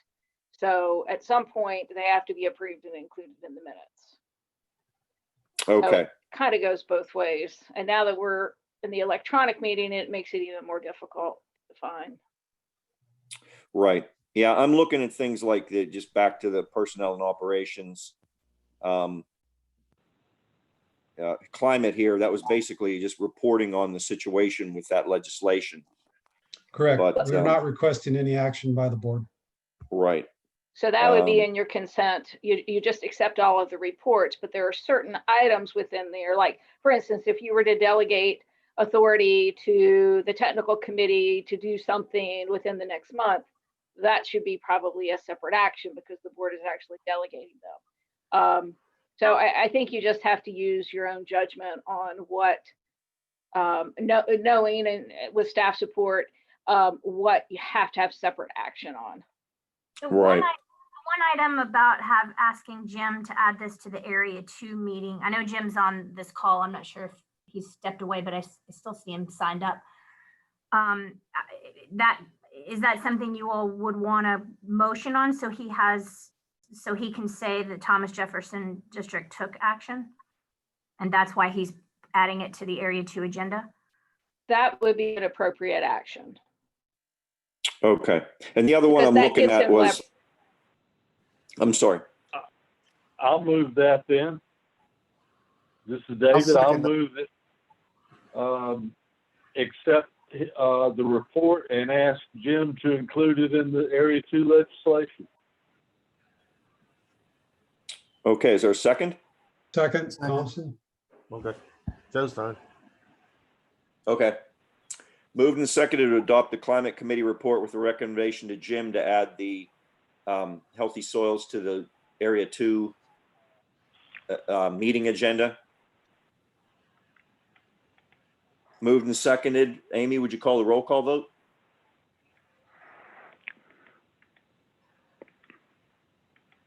Mr. Campbell, Aye. Mr. Collins, Aye. Mr. Easter, Aye. Mr. Lucas, Aye. Mr. Meeks, Aye. Mr. Murdoch, Aye. Mr. Murray, Aye. Mr. Pratley, Aye. Ms. Swanson, Aye. Mr. Thompson. Aye.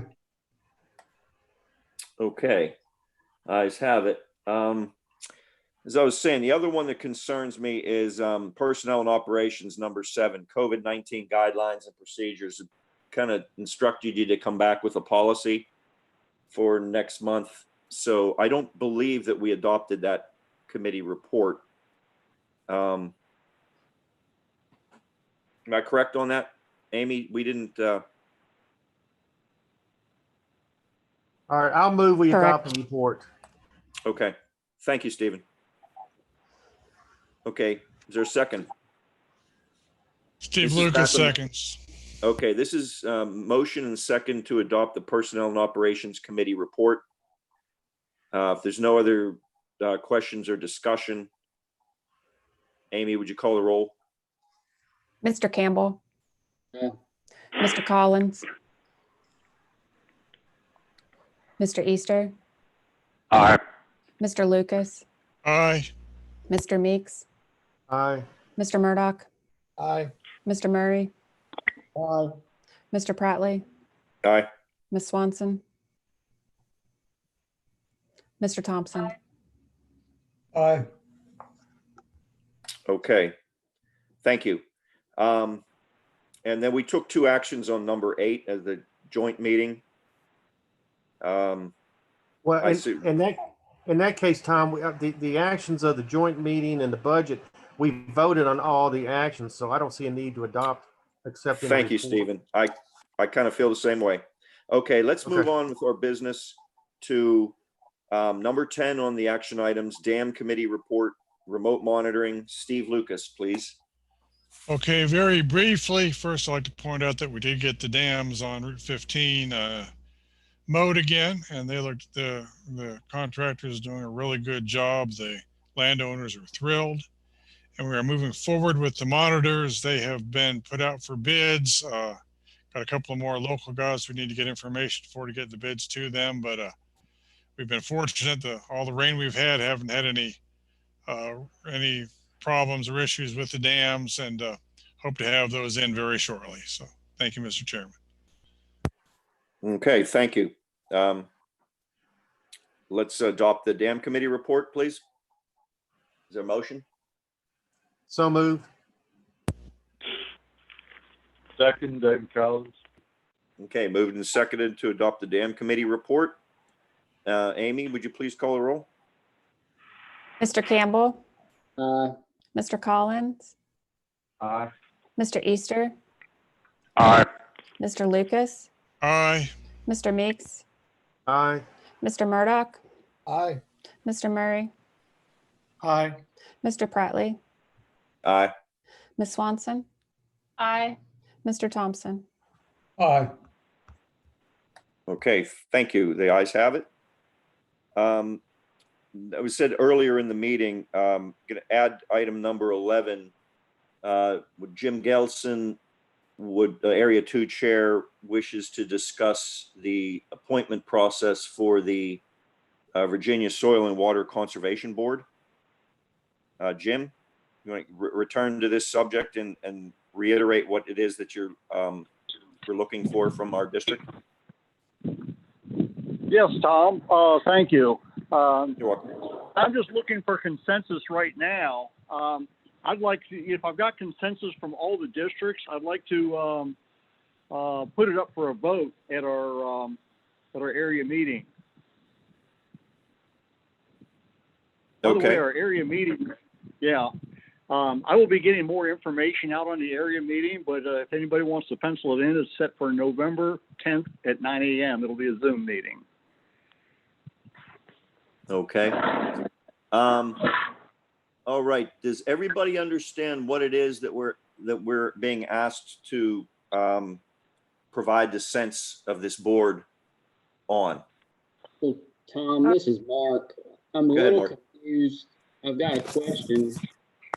I thought that the Area 2 submitted the names of Joe Thompson and Gray Coiner to the governor's office, and that was 2, but I've been told here on this meeting it was 1, so I'm a little confused on what happened. 2 names were submitted, but the preference was towards 1 name. So the other name was just dragged along, so to speak.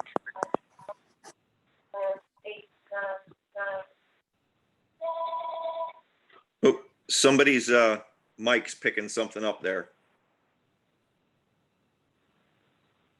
Okay. So is that the Soil and Water Board? They make the recommendations. They had the 2 nominees, and it was given to the governor's office, and so they just didn't give the 2 nominees here the names. They actually said, well, here's the 2 nominees, but this is the one that's preferred. Is that what happened? Well, yes, but it was not the names were not given to the Soil and Water Board. They were given to the state association, the Soil and Water District, of which all 47 districts are members. So, but yes, it was given to the government from the association with, here, we prefer this name, here's the other name. Well, this is David Collins. That seems poor form at the very least. I mean, why would they? Exactly. You know, so I'm there with you. I mean, either give 2 names or don't give 2 names. Right, exactly. Yeah. Or come back and tell the area chair, hey, one of these guys, we think one of these guys is a bum. Go back and do your work better. You know, not the case. These candidates were superbly qualified, all 3 of them. Hey, Jim, Okay. there is a procedure to amend the association bylaws.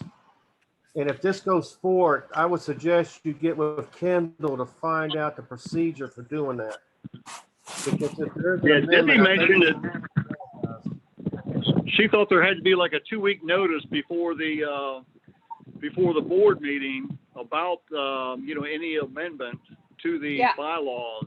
Right, I think So if you we look could- at the association's constitution, it's very strict on how the constitution can be changed, that it has to be introduced at a board meeting, and then it has to be reintroduced at a subsequent board meeting. So it's not something that would take place quickly, but it could take place probably by next year at the annual meeting. Okay. Oh, wow. So, Yeah, I mean, All there is a process. It has to lay on the table for a certain amount of time. I'll try to find the Constitution and clear that up a little bit. Jim, I'll get you that. Okay. But there's I was hoping some to wrap that caveat up. in there. Yeah, that'll fall to the next area chair then. Jim, I have a question again about this. Just to be clear, I think you're saying because there's no what comes from the state board, not the association board, but the state soil and water board, and goes to the governor. The governor ultimately has discretion on the appointment, that you can't see there being any kind of limitation in what comes out of you're saying put up 2 names and it doesn't matter who they are, where they're from, geographically in the state, area wise, anything like that. Just put up 2 names and let them out there with no favoritism towards any one of those names. No, well, the names are not run by the state board. That's where the final appointment goes, appointed by the governor.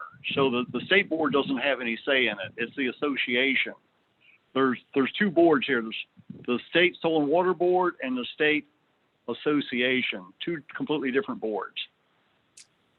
So we forwarded last year at our annual meeting, that was an association meeting.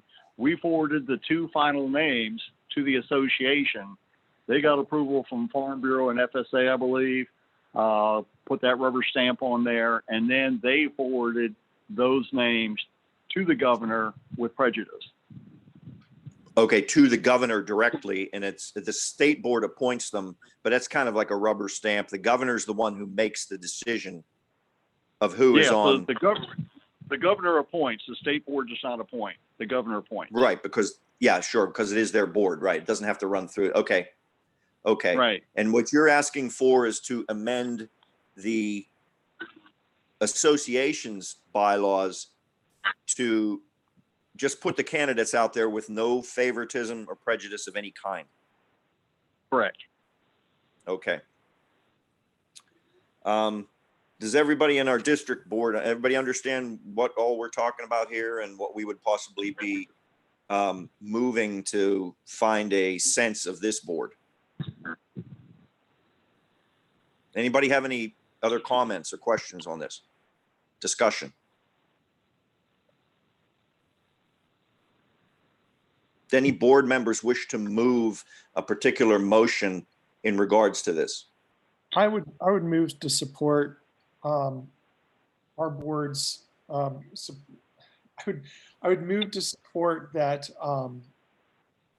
for changing the policy so that when we put forward 2 candidates, that we do so without prejudice. Okay. Is there a second to Lonnie's motion? I'll second that. Okay. Moved and seconded. Any further discussion on this before we vote? Okay. All right, Amy, would you call the roll call vote on the motion? Mr. Campbell, Mr. Collins, Aye. Mr. Easter, Aye. Mr. Lucas, Aye. Mr. Meeks, Aye. Mr. Murdoch, Aye. Mr. Murray, Aye. Mr. Prattley, Aye. Ms. Swanson, Aye.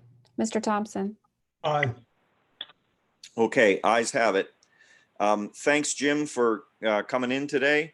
I know you didn't have Thank to you. drive all that distance this time to come see us, but a little easier.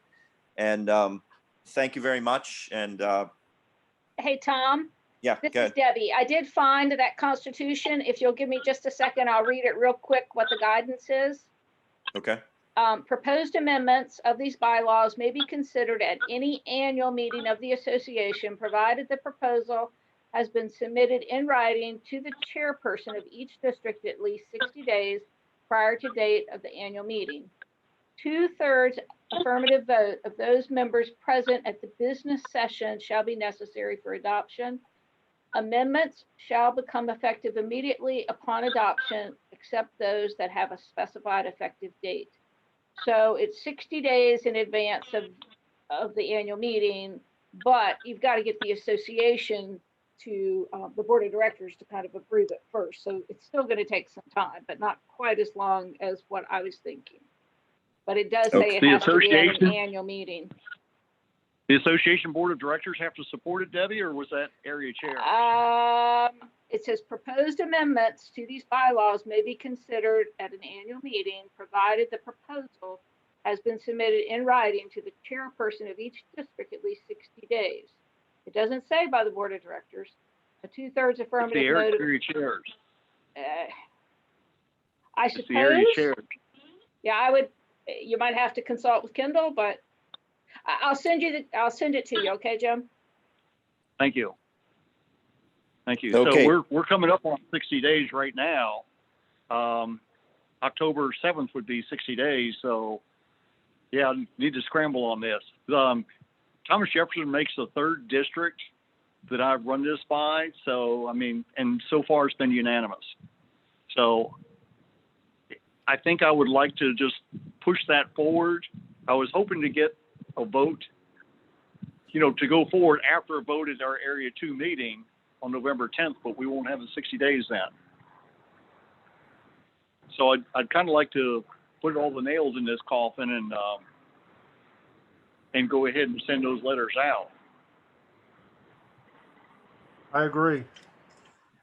And it sounds like you can. It sounds like whoever in the organization wants to make an amendment, they just need to get it to all the district chairs in the state before 60 days prior to the meeting.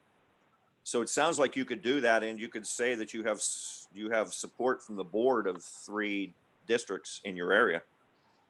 Yes. But they were saying district chairs, weren't they? So that's 47 letters that need to go out. But it could be Yes. sent by email. Yes. But that is district chairs then, isn't it? Yes. Yes. Yeah. Okay. That's 47 emails. Okay. But it sounds like it's just a notification requirement. It doesn't require Yeah, anybody to, yeah. and then it gets onto the Right. floor, it sounds like. Right. Well, But I thank think you, we'll Jim. still, yeah, thank you. Thank you, Jim. And we'll consider that healthy soil thing later on. And well, I've got you all here. Don't forget, we need candidates for area chair and vice chair. Yes, thank you. I'm on the nominating committee. There's 2 people, and I told them once in an email, Jim, that if they're really itching to be area chair or vice chair, they should just let me know. But I haven't heard from anybody yet. But Okay. All right. And they will Tom, I'd like to actually point. take, Go ahead, Stephen. I just want to tell everybody that Jim has thrown his hat in the ring to run for vice president of the Education Foundation. So I hope the directors will support that on December the 7th. December the 7th. Okay.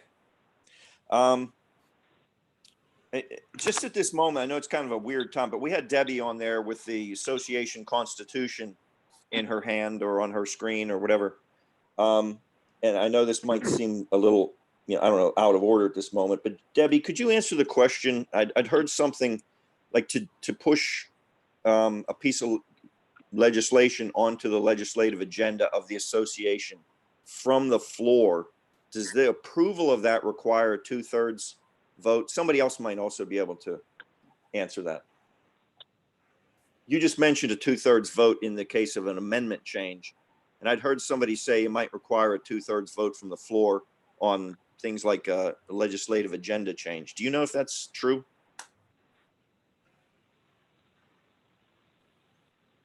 I think that's just simple majority. I think it is a simple majority there. Okay, all right. Okay, thank you. We're going to move on to the next piece of business, the consent agenda. Everybody have an opportunity to see what's on the consent agenda. There's committee minutes is number 1, and a consent items, cost share and tax credits is number 2. If anybody feels that something needs to be pulled off of that to discuss individually as a separate action, say so now. Otherwise, we will be considering the consent agenda as published on the agenda for the meeting. I'll move to approve the consent agenda. I'll second that. Okay. It's been moved to approve and seconded to approve the consent agenda. Amy, would you please call the roll call vote? Mr. Campbell, Mr. Collins, Aye. Mr. Easter, Aye. Mr. Lucas, Aye. Mr. Meeks, Aye. Mr. Murdoch, Going to abstain based on the ag possible conflicts. Mr. Murray, Aye. Mr. Pratley, Aye. Ms. Swanson, Aye. Mr. Thompson.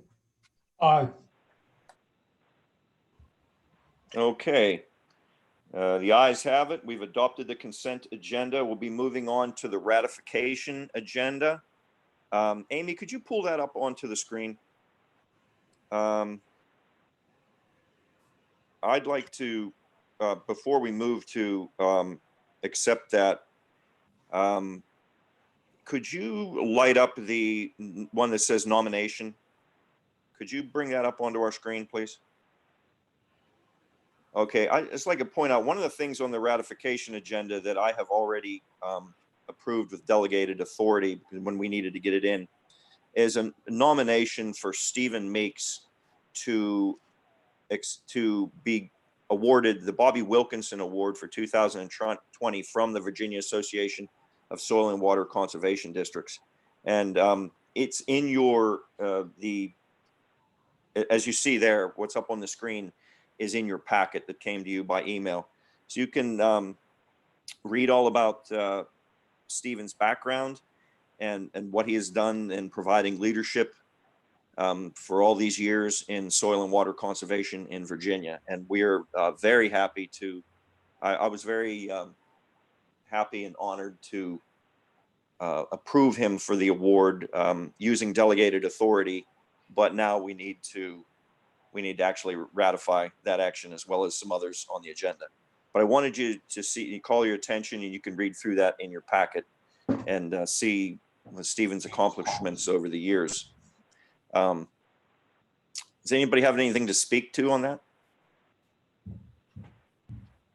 Thank you.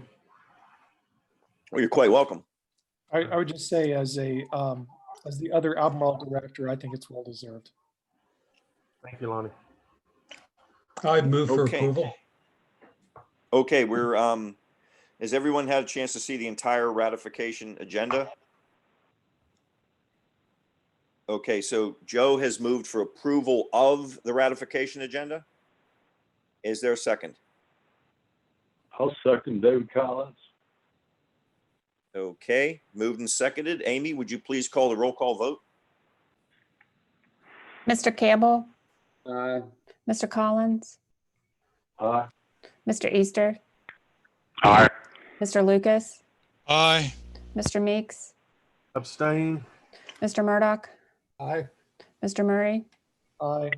Mr. Pratley, Aye. Ms. Swanson, Aye.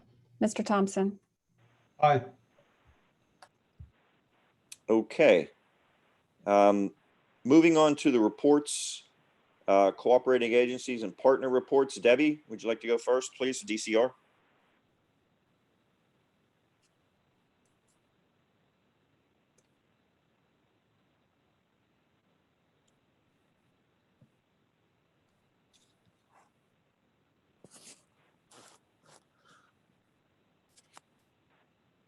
Do we have Debbie here? Yes, I was having a hard time getting unmuted there for a minute. Oh, okay. All So right. you have my report there. The things that I guess we've talked about a lot of the things today already. The first quarter is going to end at the end of September, so quarterly reports will be due October the 15th. We finished what we call spot checks, what I call spot checks, but the random reviews, they got finished up. And Mary has been following up with producers to make sure the repairs are done. The administrative reviews were completed and the case files looked great. The extension agent appointment, you took care of that this morning. The one thing that we need to make sure we do with that extension agent appointment is a letter needs to go to all of the jurisdictions, just notifying them that the Thomas Jefferson District is recommending Carrie be reappointed, so that the 5 local governments know that that reappointment is going to be made. And that's also a question number 6. So you have to say yes to that. So you have to send that out. FOIA, we mentioned that earlier. There will be a webinar on December the 15th scheduled. That's not in my report because when I did my report at the beginning of the month, I didn't know that. But so, you know, jot down on your calendars, December 15th, 3 p.m. to 4 p.m. will be a director FOIA training with the Freedom of Information Council that will be provided by the Freedom of Information Council and will count towards that training. The website is still a little glitchy. Sometimes it works. So if you can't make it on the 15th, you're welcome to do it off of the FOIA's website. Some folks have been able to get through, but it still is a little glitchy. But we've got time, so we've got time on our side. As far as the General Assembly session, we don't have any decisions yet. This has been a very slow process due to the complications of COVID and the mass of financial decisions that are having to be made. So we don't have any indication that fiscal year 21 will change at all for soil and water conservation districts. So there's really nothing to report, but there's also nothing to be too worried about at this point in time. We think we're going to be pretty secure for fiscal year 21, but we're still waiting for crossover and the session to end to be absolutely sure. Ann has sent out information about the virtual training blitz. This is a great opportunity for district directors to receive some training. So I encourage you to take a look at the topics that you might be interested in, technical as well as administrative, as well as those for district directors. Clean Water Farm Awards, you have some nominations and that's great. Just want to let you know that because of budget constraints, DCR is not going to be able to provide the metal signs this year, but districts will be able to purchase those through state parks. We're still waiting on a little more information from state parks, but as soon as we get that, it'll be sent out to districts. I'm guessing the cost is probably going to be around $25 or $30, but you'll actually order them directly from state parks this year. We mentioned the Soil and Water Board earlier, but I don't think anyone mentioned that we had 2 new board members. So Jay Ford and Pamela Mason are the new board members. And as said earlier, Area 2 doesn't exactly have a representative on the Soil and Water Board now. Gray Corner is not reappointed. So we're in a little different situation right now that we don't have an actual director or representative living in Area 2, but this has happened before and it is at the governor's discretion, and that's kind of in code that it's at his discretion. But we still have a lot of friends on the Soil and Water Board. So you know, Ann has a close relationship with Saki. I can't remember her first name, Ann. But anyway, so y'all have some, you know, we have an opportunity. We also have Charlie Newton over in the Valley, and he has been a good friend to many of the districts. Let's see, you updated your ASA policy, so that's good. September 25th, Restoration Fund, that's passed. And we mentioned earlier that the Soil and Water Board will be meeting again virtually in December. They have not set that date yet. It's likely going to be soon after the association's board meeting on December the 7th. Generally, it follows that, so I wouldn't be surprised if it's December the 8th. They have not set that meeting date yet. And I'm available for any questions if you have them. Ann, Are you in there? I'm here. Okay. A question, what Debbie brought up about the, board membership of the state board. Isn't one of the members of the board from Charlottesville? Yes, Kat Mabry lives here. Kim Tingley and I had lunch with her. Gosh, Kim, has it been over a year now? And then the other lady that Debbie just mentioned is not from here locally, but we have common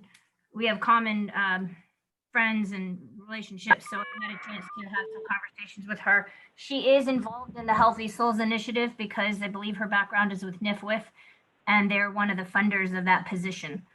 So, and then Joe, I think as well, has had some good conversations. Greg from Culpeper and I met with Kat Mayberry over here at Marie Bett last year. So we've had a couple of meetings with at least 2 of those members. And, with COVID, obviously, we have not been having any kind of in-person meetings. Right. Okay. However, Kat does live in Charlottesville, so that's great. So we do have somebody that lives in the area, but she was appointed by the governor as an at-large member. I think the concern among many districts is that the recommendations that Area 2 sent forth were not accepted by the governor. He chose to make his own decision about who he was going to appoint, and he's allowed that privilege. So at least we do have Kat, that lives in our area. Okay. Anybody else have any other questions for Debbie? One other thing. Sorry, this has to do with Area 2. Now, Jim mentioned that the Area 2 meeting would be November the 10th. That'll be a virtual meeting. But we do have an election. And so if any of the board members are interested in stepping up as Area 2 chair or vice chair, we have 2 vacancies. Tom has agreed to sit on that nominating committee, but that doesn't preclude the directors from Thomas Jefferson to step forward. Of course, Stephen couldn't do it. But we really need, 2 folks from Area 2 to step forward to take on those responsibilities. It requires 4 meetings a year with the association, and then the Area 2 chair then conducts 2 meetings during the year, one during the annual meeting, the fall meeting, and then a spring meeting, and then a legislative conference call. And of course, the vice chair helps him out when he's not able to make those responsibilities. But we are in a bit of a situation, and Tom, you said you hadn't heard from anybody yet. And hopefully, we might need to do some outreach to folks to see if someone might be willing to do it. But certainly, Thomas Jefferson directors, I hope you'll take a minute to think about it and see if you're interested in that. That's all. Yeah, Debbie, I'm gonna, and I forget the other fellow's name who's also nominating. Chris Corner, right? Yeah, and Northern Virginia.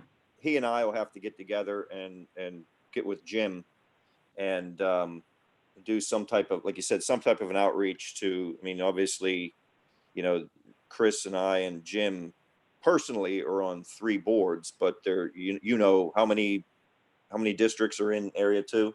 6, yeah. So there's still 4 other 5-member boards, and then 2 12-member boards. So I think we have 42 directors that we may be able to choose from, but some of them have already been Area 2 chair and vice chair.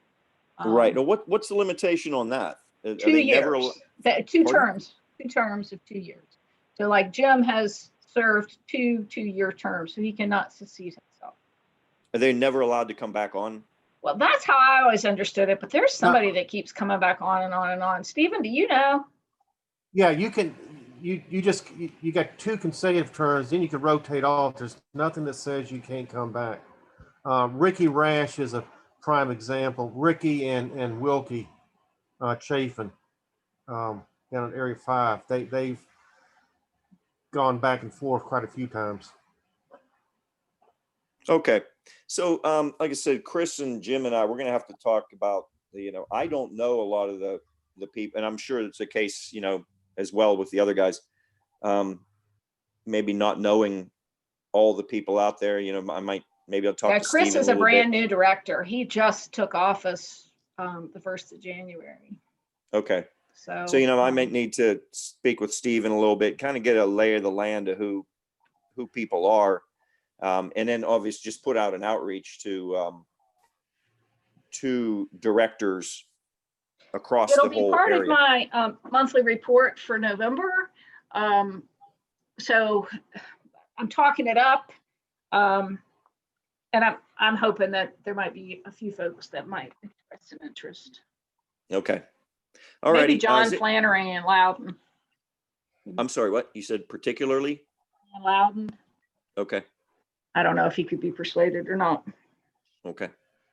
Thank you, Debbie. Does anyone else have anything for Debbie before we move on to the next partner? Okay. I believe our next partner on the list is NRCS. Corey, are you Yeah, here? I'm here. Thanks for having me. Sorry, it's been several months, but I'm happy to be reporting in. And today is the last day of our fiscal year, and honestly, I've never looked forward to the end of one quite like this. So, needless to say, it's been challenging for a variety of reasons. The last several months, we've been working through a bit of a learning curve with all of our new planning and assessment tools. We've had other program approval delays, and it's just been a difficult year. So we really didn't start making application pre-approvals until the end of the third quarter, and obligated all of our funding in the fourth quarter this year. So that's a lot of work to be squeezing in a little bit of time. Let me scroll down here. Anyway, that being said, of the $20 million in EQIP funding that we had available statewide, we were able to obligate a little under $600,000 within the district through 25 contracts.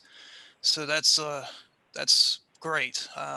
That's federal funding that we're bringing into our 4 counties. 2/3 of that funding actually went to Louisa producers. So kudos to Dana and his staff. They had a strong program year this year. Most of the programs were livestock based, but forestry, cropland, and wildlife concerns were all represented. We had more pre-approved applications, but unfortunately, several of those producers deferred going to contract this year just due to some of the long-term market effects and financial uncertainty related to COVID.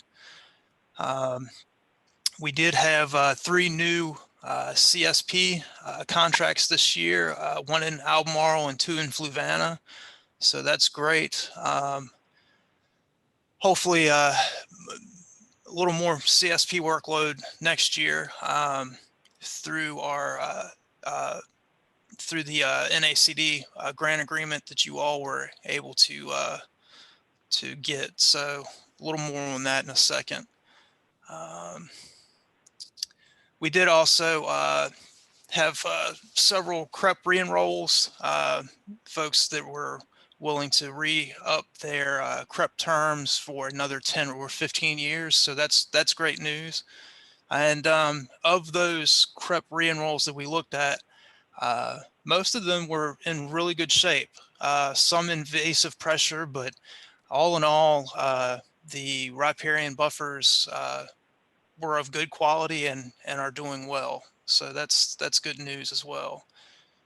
So we're very excited about the NACD grant that the district was able to obtain. We're thankful to the district for going after that grant and getting it. We've had a couple of planning meetings and have scheduled a 3rd meeting. So, you all have been very successful at promoting the BMP programs and increasing participation in those programs. And this is a great opportunity for us to hopefully get the word out about some of the additional program opportunities through USDA to help with conservation planning and ultimately increase the conservation efforts and effect in the district as a whole. So it's a great opportunity, and we're looking forward to working with you all to get that out to the public. The Louisa USDA Service Center is currently in a phase 1 status with our COVID office operations, which basically means we're still strongly encouraged to telework. If we are within the office space, we have to maintain 6 foot of distance and must wear masks if we're stepping away from our desks. So, you know, we're managing, we're making things work. We are carpooling some if absolutely necessary, but wearing our masks and with the windows down at all times. That may be a challenge coming into the winter. We'll see. Put on some extra layers. Still no visitors within the office, but we are using a Dropbox, and we have been making phone appointments, field visits, and still welcome walk-up business in the parking lot. It seems to be working, and I'm not aware of any complaints regarding the services that we've been providing. So that's a good thing, trying to make things work. A little bit on the coronavirus food assistance program that's being administered through FSA. They had a large sign up for the first round of that. We saw participants at the office that we hadn't seen in many years. So that program was pretty far reaching. Very active, and it was good to see some old familiar faces. With that said, there is a CFAP 2 now. It was recently announced, and basically just to continue to provide some relief. And they also added some additional agricultural products that were not included in the initial relief package. So Lauren Vaughn with Louisa FSA, she's been the primary contact for that program locally, and application deadline for CFAP 2 is December 11th. So there's a lot of information online, and if anybody needs any, would like for me to send them any specific information, I'd be happy to do that. And last but not least, we do have a new state conservationist, Dr. Edwin Martinez. His first day was September 14th, and prior to coming to Virginia, he had been working with the Great Lakes Restoration Initiative. So he is keen on water quality issues and just water quality in general. Dr. Martinez grew up in Puerto Rico. He began his career with NRCS in Nebraska in 2005 and has had a variety of agency experience throughout the country. So we look forward to, I don't know if we'll meet him in person anytime soon, but next year should be good. So we'll see what comes next. And thank you. Okay, thank you, Corey. Does anyone have any questions for Corey? Okay.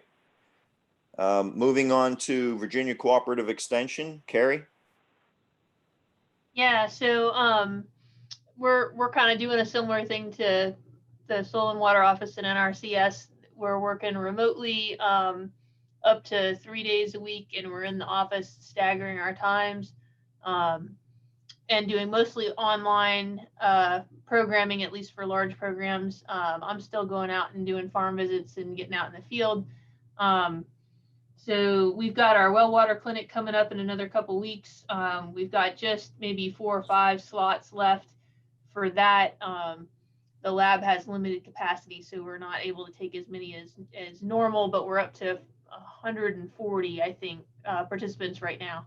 So, and we'll start a waiting list and hope to do another one in the spring, because I think we're going to have that much demand. So that's what we're looking forward to soon. I'm working on putting together an online course for private pesticide applicators for this fall, and so I'll be sending out information about that in the next couple weeks. For if you hear about anybody who's looking to get their research credits for private, we'll have online opportunities available. I know at least in Albemarle, I don't have the ability to have any in-person meetings of any kind of size. I just don't have any meeting rooms available that I can use. And so I think they're kind of in a similar situation in Greene. That may be the case in Louisa as well, but I know for sure we'll have online opportunities. There may be in-person opportunities for research credits in surrounding counties. So check with your local extension office if online isn't going to work. And I think that's all I've got. Okay, thank you, Carrie. DEQ has submitted a written report, and it's in your packet. I believe there's, you notice the first one about beginning the process of identifying priority waters for TMDL development. Is that something that might be of interest, particularly our folks? And some other ones. The third one down about Ag BMP loans. I don't know how much that's going on in our area. Someone might know a little bit about that, but there's a DEQ report for you.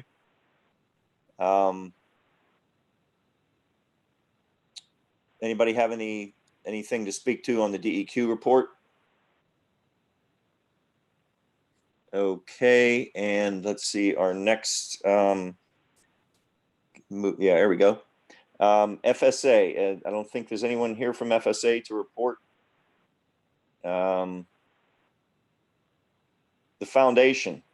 Joe, do you have anything to report on the foundation today? I do not, Tom. Okay, thank you.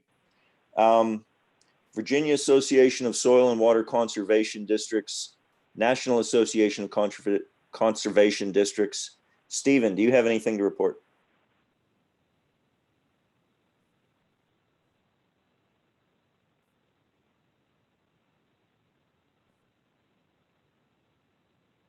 Are you with us, Stephen? Are you?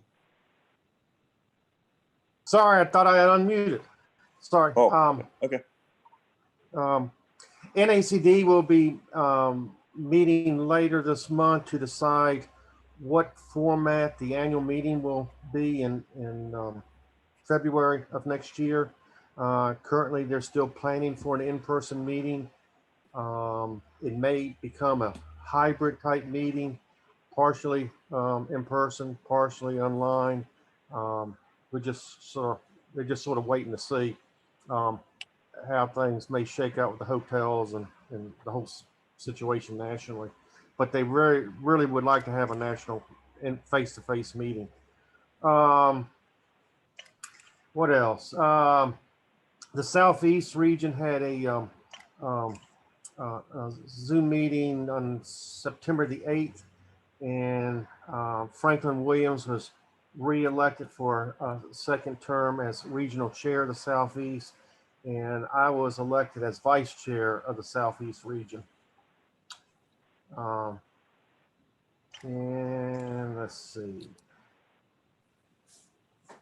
The State Association did have a meeting yesterday. I guess the biggest discussion we had concerned the legislative agenda has already sort of been discussed. But we discussed some about the annual meeting we will have in December the 7th. There is some information already on the State Association's website about that meeting, but there'll be a board meeting in the morning, say starting around 9 o'clock. And then in the afternoon of December 7th, there'll be the general membership meeting, which is where the legislative agenda would be discussed. So please make sure everybody has that on their calendar to participate in that. Can't think of anything else at this point. Thank you, Tom. Okay, thank you, Stephen. I guess we're gonna be able to give you like real-time feedback on dealing with NACD now that we have a grant with them. So, moving on to staff reports. Ann, you want to lead off? Oh, our power just surged. So in the packet, you'll see Amy's clicking on the site visit log. For those that are unfamiliar with that or haven't looked at it recently, staff documents whether it was a site visit or an event. They document a locality. They also document whether they were just in attendance at the event or were they a presenter. And then staff lists their initials for which staff person was there.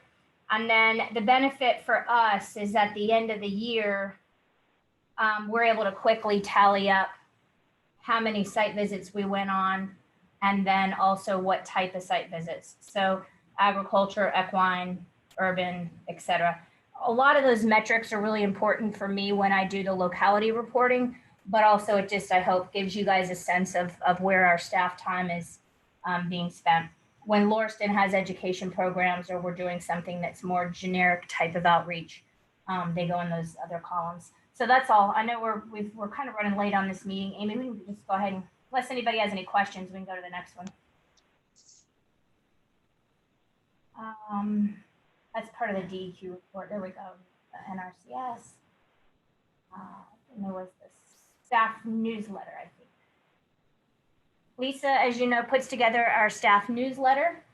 And one thing we added this time, and I'm going to ask if you guys have any interest in the future. It's been kind of a report of staff, but Amy, if you'll go to the last page of this, it includes a highlight, a spotlight on some board member activity. And in this case, Stephen was in Iowa last week, I think, Stephen, right? Yes, last week. And these are just some photos from his trip. And we do have a photo of Stephen wearing a mask. So that was really a highlight of the month. Good Lord. I'm kidding. Anyway, I just wanted you all to know that it's been kind of the idea was that it's a report from staff, but if at any point you all have highlights from some of the volunteer work you're doing, that's associated with conservation districts or just something in your community, and you have photographs and a little tiny write-up, I just encourage you to send that in. It's due 1 week before the board meeting. So like last Wednesday would have been the due date for this month, and then, next month, et cetera. And then we can always add it in at a later time, but I just wanted to highlight that. And I think it was kind of exciting that Stephen was out there, and I look forward to hearing the history that he finds about conservation districts nationwide. So only other thing I really want to just mention right now, and I can imagine that this is not going to be a super fun topic to talk about in depth, and we can decide to or not. However, we did get some feedback from a member of the public that the district should consider changing its name. And it wasn't focused at just us. It was also the Thomas Jefferson Health District and the Thomas Jefferson Planning, the PDC, the Planning District Commission. So I just wanted you all to be aware of that. We did find out that the Health District is changing their name effective January 1st of 2021. They have yet to release what that name is going to be.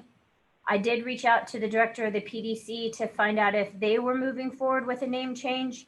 They indicated that they have on a number of occasions considered it, and they may find that this might be the right time for them to move forward with a name change as well, but they have not made certainly any conclusive decisions on the subject. I just wanted to bring that to you all's attention in case you hear of anything in the community, just to let me know. That's all I have, other than just my always grateful appreciation for how much time and effort directors put into volunteering to work, to work as a district director. And then also, of course, how much time and energy that staff puts in, and just the the handling of all this change has not been easy by any means. And staff has just done a tremendous job of keeping our district functioning at an incredibly high level during a time where there's a lot of changes. And it's just impressive. And I am every day admire how hard they work to keep up with all the changes and to keep their jobs and their lives going. That's it. Okay, thank you, Ann. Anybody have any questions for Ann? Any other staff members wish to report?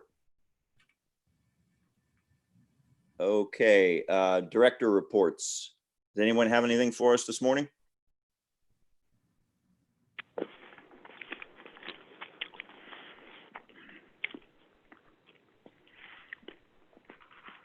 There's no directors wish to speak to the board meeting this morning? Okay. I'm going to go on that one then. I had the honor and pleasure to nominate Joe Thompson for a Champion of the Chesapeake Award in the Lifetime Champion category from the Chesapeake Conservancy. And I think Joe was a worthy nominee for this award. If you received the email from me where you could actually go to vote, you see the profiles of all the people in his category and in 3 other categories. And if you read their profiles, you should be impressed with what people are doing out there with their accomplishments and their endeavors for conservation in the Chesapeake watershed. So, like I said, it was an honor and a pleasure to nominate him. And Joe, just thank you for all those years of service to conservation. You read your profile, your bio, it's pretty impressive what you have done over all these years, and just thank you very much. Thanks, Tom. I really appreciate that, and really appreciate the recognition. I think there's obviously many others on our board and elsewhere in the organization that certainly would deserve the same, but I appreciate that you picked me out to nominate me, and that in itself is a great honor. Thank you. You're welcome. Yeah, like I said, it was a pleasure and an honor. If no other directors have anything else for the board this morning for the district meeting, entertain a motion to adjourn. So moved. Okay, is there a second? So moved. Second. Okay, moved and seconded to adjourn. Amy, would you call the roll one final time? Mr. Campbell? Mr. Collins? Aye. Mr. Easter? Aye. Mr. Lucas? Aye. Mr. Meeks? Aye. Mr. Murdoch? Aye. Mr. Murray? Mr. Prattley? Aye. Mr. Swanson? Ms. Swanson, sorry. Hi. Mr. Thompson? Aye. Okay, ayes have it. Meeting adjourned. Thank you, everyone. Thank you, Tom. Thanks, Tom. Thank you. Yep. Thanks, Take care, Tom. everyone. Thank you.